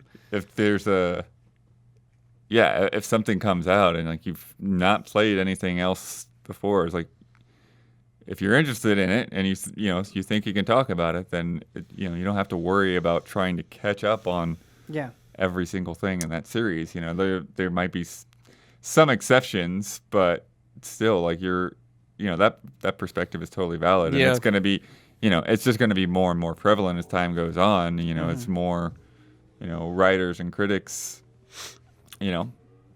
essentially age out of the industry. Right.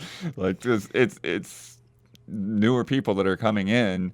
Right. And their first system was a PS2. Their first system was a PS3. Yep. And so they didn't play some of these older games because they just weren't available to them. Yep. As far as comparisons go, I thought this was a really interesting question to bring up, and I see where this person is coming from, and I definitely do think you can overdo it. And I don't think it happens maybe as much anymore, but it definitely used to be a bigger problem back in the day, where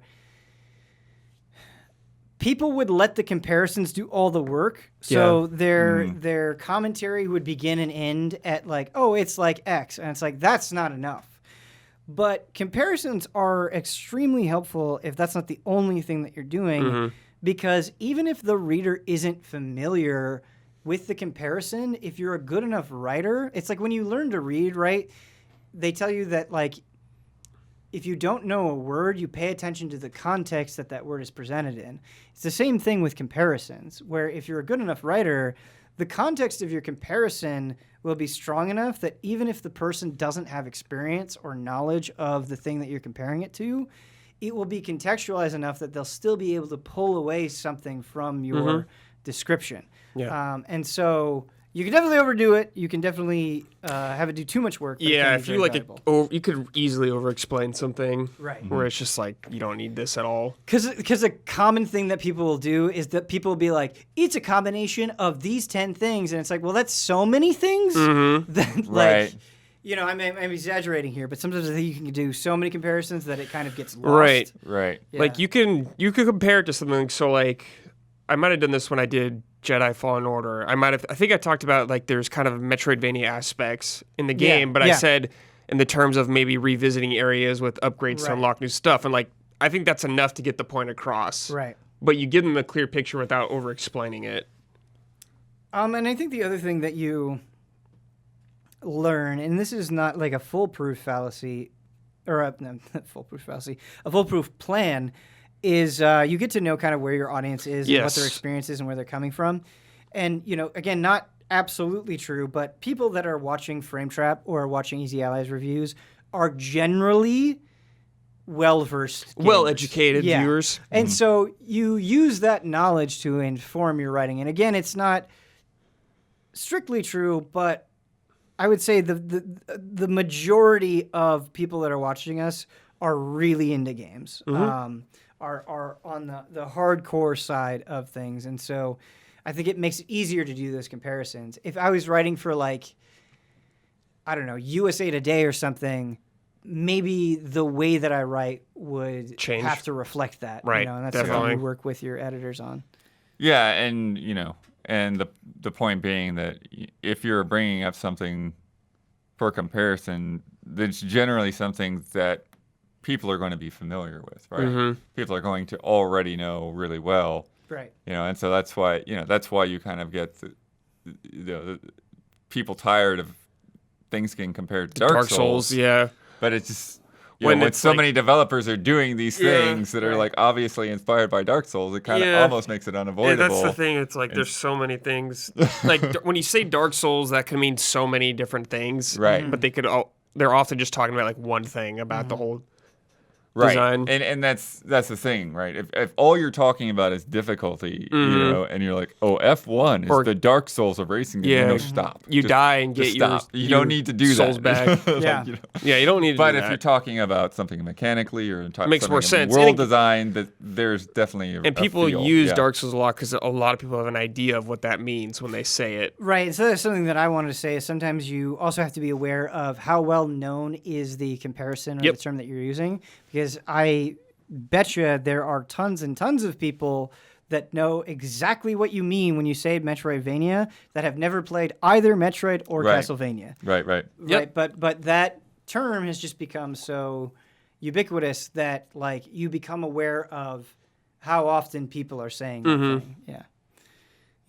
Yeah. I think the other thing, in terms of making comparisons that people can get trapped in, and I can't think of a recent example, but I've definitely had times where I've read reviews where they're so fixated on a comparison that it's like, this isn't a review anymore. You're just comparing these things. Sure. It's like, unlike this game that does that, and then you just keep bringing up the other game over and over, and it's like, you don't. Why do I care about that game at this point? Just Right. talk about the game we're talking about. Right. Yeah, don't overdo it. But that is going to do it for Frame Trap. Thank you so much to my guests, Daniel Bloodworth and Bradley Ellis. If you want to write into the show, the address is askeasyallies@gmail.com. One more time, that address is askeasyallies@gmail.com. And hey, if you enjoyed this show, hopefully you do. Hopefully you've listened to a lot of Frame Trap. Consider supporting us on patreon.com/easyallies. Even $1 goes a really long way, and us continuing to do this and be excited and be passionate about games and get our thoughts out there, which is just the best thing. So consider doing that if you're not already. Thank you so much for watching. Until next time.